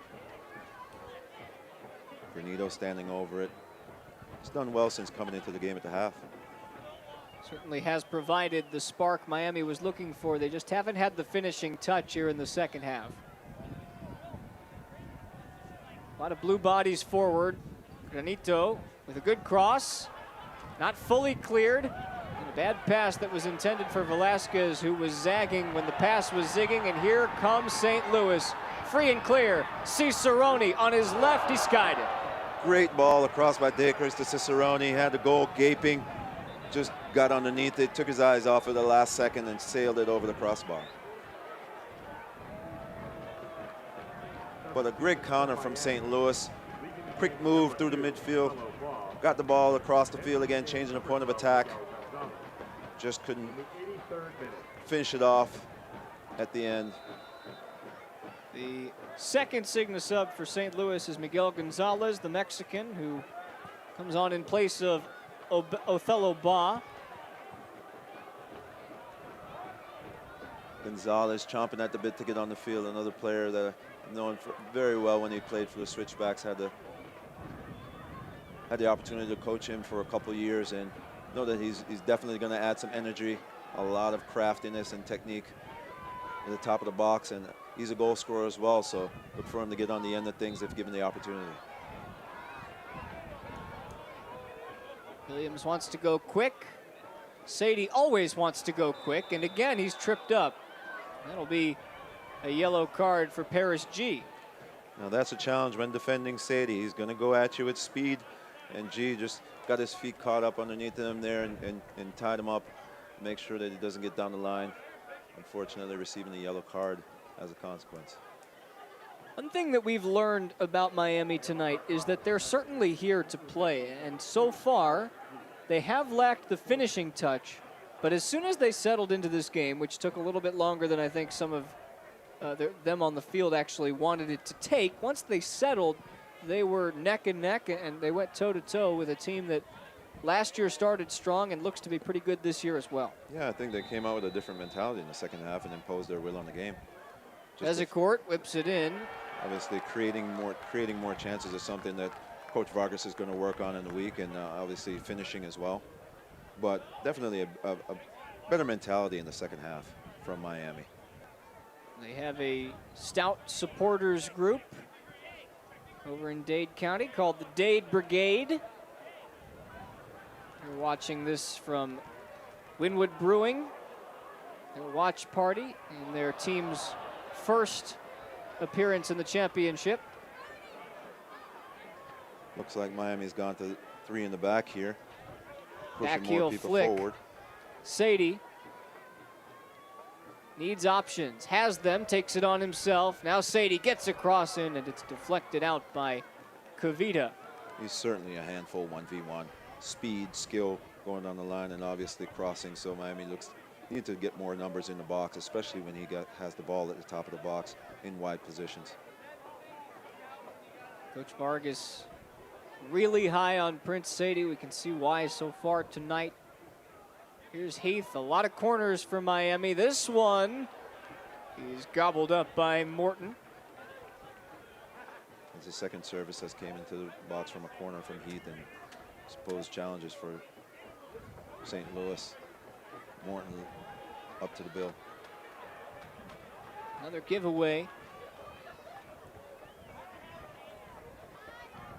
Williams lays it off. And a missed kick by Umar. Great We'll hold give up. it another corner. Great hold up play from Williams, but as you see him bent over there, it looks like he's in a bit of pain. Might have tweaked something. As we look at Joaquin Rivas, looking like he's getting ready to enter the field. Bezecourt, left-footed in-swinger, and Morton comes out without anybody to greet him. He'll spring forward. St. Louis. No sense in going too quickly unless you've got an opening. Blackwood onside right there, just couldn't bring down the ball quick enough. Gets There a he second is. chomp at it. Blackwood lays it off. Why? Should have just put it right on target, and instead there was a whistle for offside, so that goal would not have counted. The game is wide open. End-to-end action here. Prince Sadie shakes and bakes on his left foot, and Morton was ready for it. Williams just couldn't tap his toe to it. Again, Prince Sadie has no problem beating his man down the line. It's really all about the numbers in the box. Miami only having Williams up at the top to get on the end of Sadie's crosses.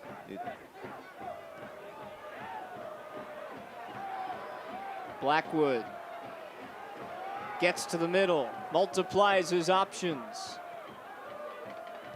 Lays it back, and Silvestre can handle that comfortably. Easy shot to collect there, Silvestre. Shot from about 25 yards out. Not much power on it. Nice flick up ahead, Silvestre there again. At the time it was Umar. As Miami push more numbers forward and look to get one back, they're allowing spaces in the wide positions in between the midfield line and the defensive line. This game started with a pair of St. Louis goals early. 10 minutes in, it was Kyle Gregg on a mistake by Lloyd Sam. G there just trying to get Cicerone on the ball over the top. After that 10th minute goal, it was 10 minutes later that Russell Cicerone got his. A mistake by Silvestre on a routine goal kick. He tapped the ball with his foot, not allowed to touch it again after that, so when he did touch it again to keep St. Louis from scoring on the spot there, it resulted in an indirect free kick. 7 yards from the goal, Cicerone smashed it home 2-0, but then Miami came back and they showed life. They got a goal thanks to Prince Sadie's drawn penalty in the box from his speed.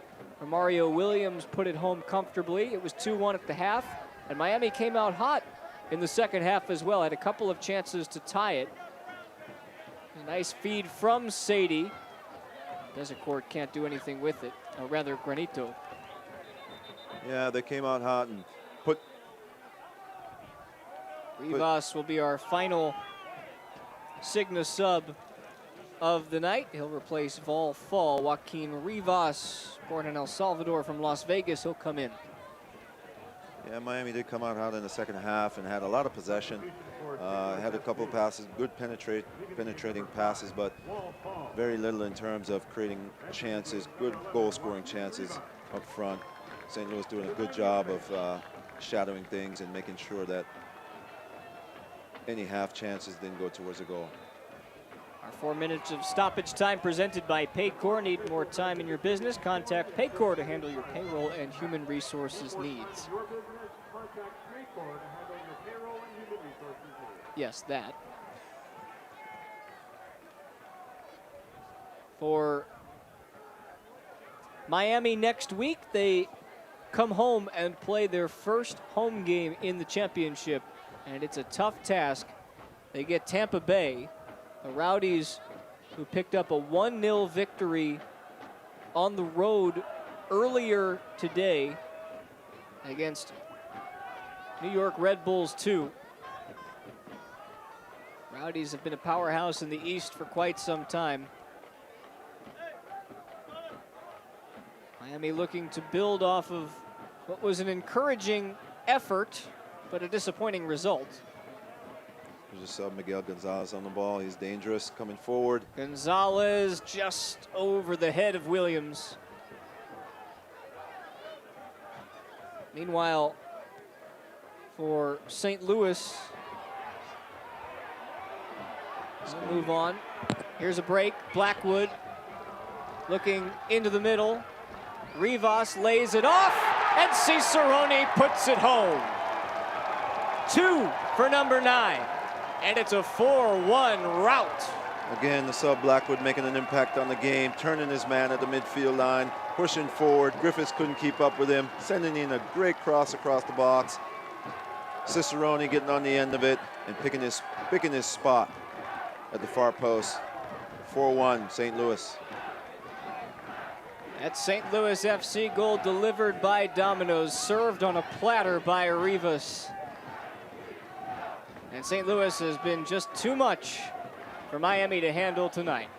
Great first-time shot from Cicerone.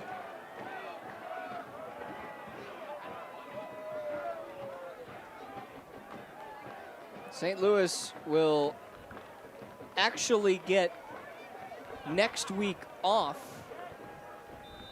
Their next matchup doesn't, or I beg your pardon, I should say, they go on the road next week. Remember, we were talking at halftime, Wolde, about who's in goal for Memphis, that being Tim Howard. That's who St. Louis has. Tim Howard gave up 4 goals to Indy 11 after Memphis held a 2-0 lead in the first half. St. Louis has put up 4 here tonight. Should be an intriguing matchup to follow. That comes your way next week on ESPN Plus at 8 o'clock Eastern Time. Yes, St. Louis taking advantage of a Miami team that's looking to push forward and try to get themselves back into the game. Get 2 great opportunities and just extended their lead. Coming up tonight, actually, you can turn the dial in about 40 seconds.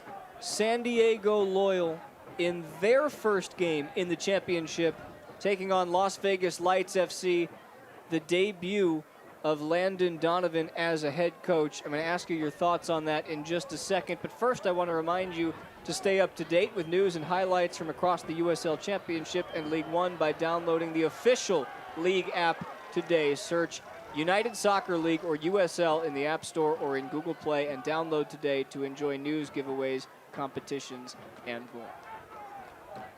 We'll get your thoughts on that in just a second, because in just a moment, John Freeman is going to look at his watch, and when he does, he'll blow the whistle for the end of the game. It's a 4-1 St. Louis victory, turning into an emphatic one at that. And originally, tonight's man of the match, presented by Pleats Cleaners, was going to be Russell Cicerone, and then he scored a second goal, so he's still our Pleats man of the match, as selected by our broadcast crew. Good job, gentlemen. You made the right choice. Follow St. Louis FC on Twitter to vote in the Pleats Man of the Match fan poll. That was his first goal, the indirect free kick. The second one more conventional. Yeah, Cicerone played both sides of the ball tonight. Complete game for him. The goals are just the icing on the cake, but he definitely had the mentality to go out there and impose his will on the game, and well-deserved man of the match. It's a 4-1 victory. And that takes us to our conclusion. Here from West Community Bank Stadium for Wolde Harris, I'm Spencer Siegel. Thanks for joining us tonight. St. Louis with an emphatic win. Highlights coming your way next. This year we developed Ale d'Or, which is a beer brewed exclusively for the St. Louis Football Club. We've been partners with STLC for coming up on 3 years now. St. Louis Football Club got some Schlafly, call out our Luligan friends on the side. You'll be able to find Ale d'Or obviously out at Soccer Park and then at your local grocery in and around St. Louis, so we're really excited to get it out there in the market. We're excited to debut it in 16-ounce cans for the upcoming season. When you need quality electrical work for your home or business, look to the electricalconnection.org. Created as a partnership between IBEW Local 1 electricians and the St. Louis chapter of the National Electrical Contractors Association, the Electrical Connection has been setting the standard for electrical excellence in St. Louis for over 100 years. You can depend on our highly skilled and trained workforce, your #1 source for quality electrical and communication contractors, electricalconnection.org.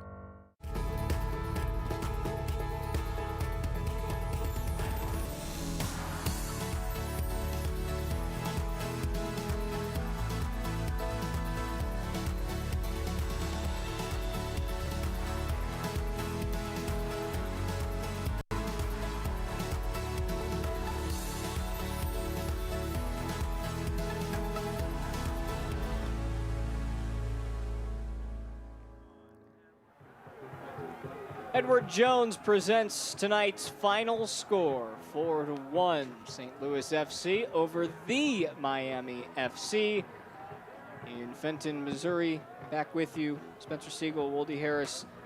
Take a look at the highlights from this one. 3 goals coming in the first half, a couple more in the second half.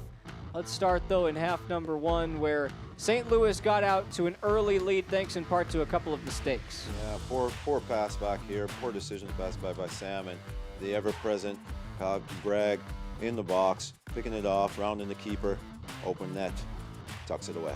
That was 1-0, 10 minutes into the game. Brian Silvestre was all over the place. The goalkeeper couldn't save that one, though. But this time he made a mistake. Can't touch the ball twice. He does. That means an indirect free kick. Russell Cicerone has no problem putting that home from 7 yards out. That was just the first of 2 for him.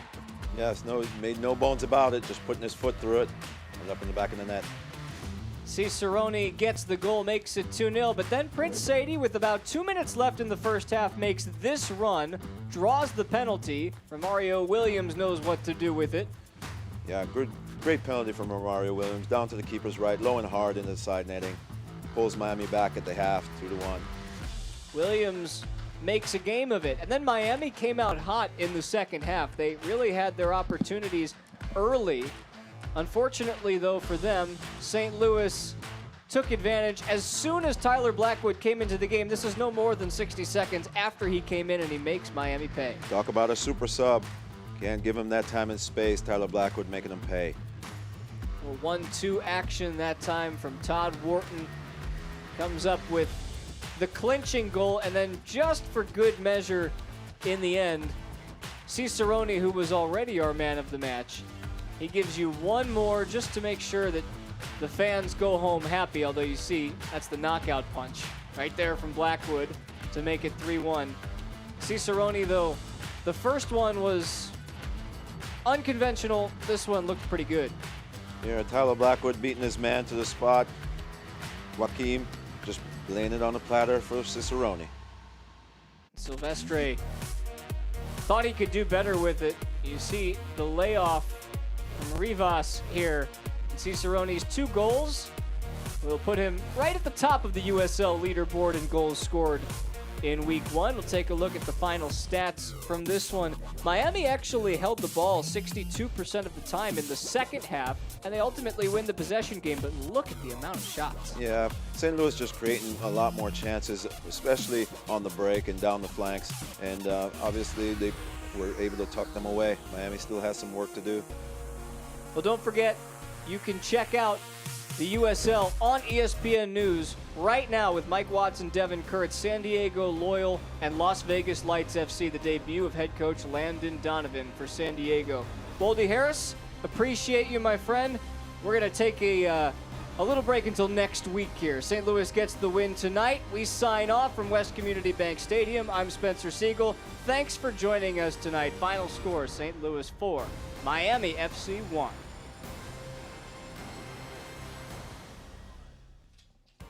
This copyrighted telecast of the United Soccer League Championship cannot be retransmitted, rebroadcast, or reproduced without the expressed written consent of the United Soccer League Championship.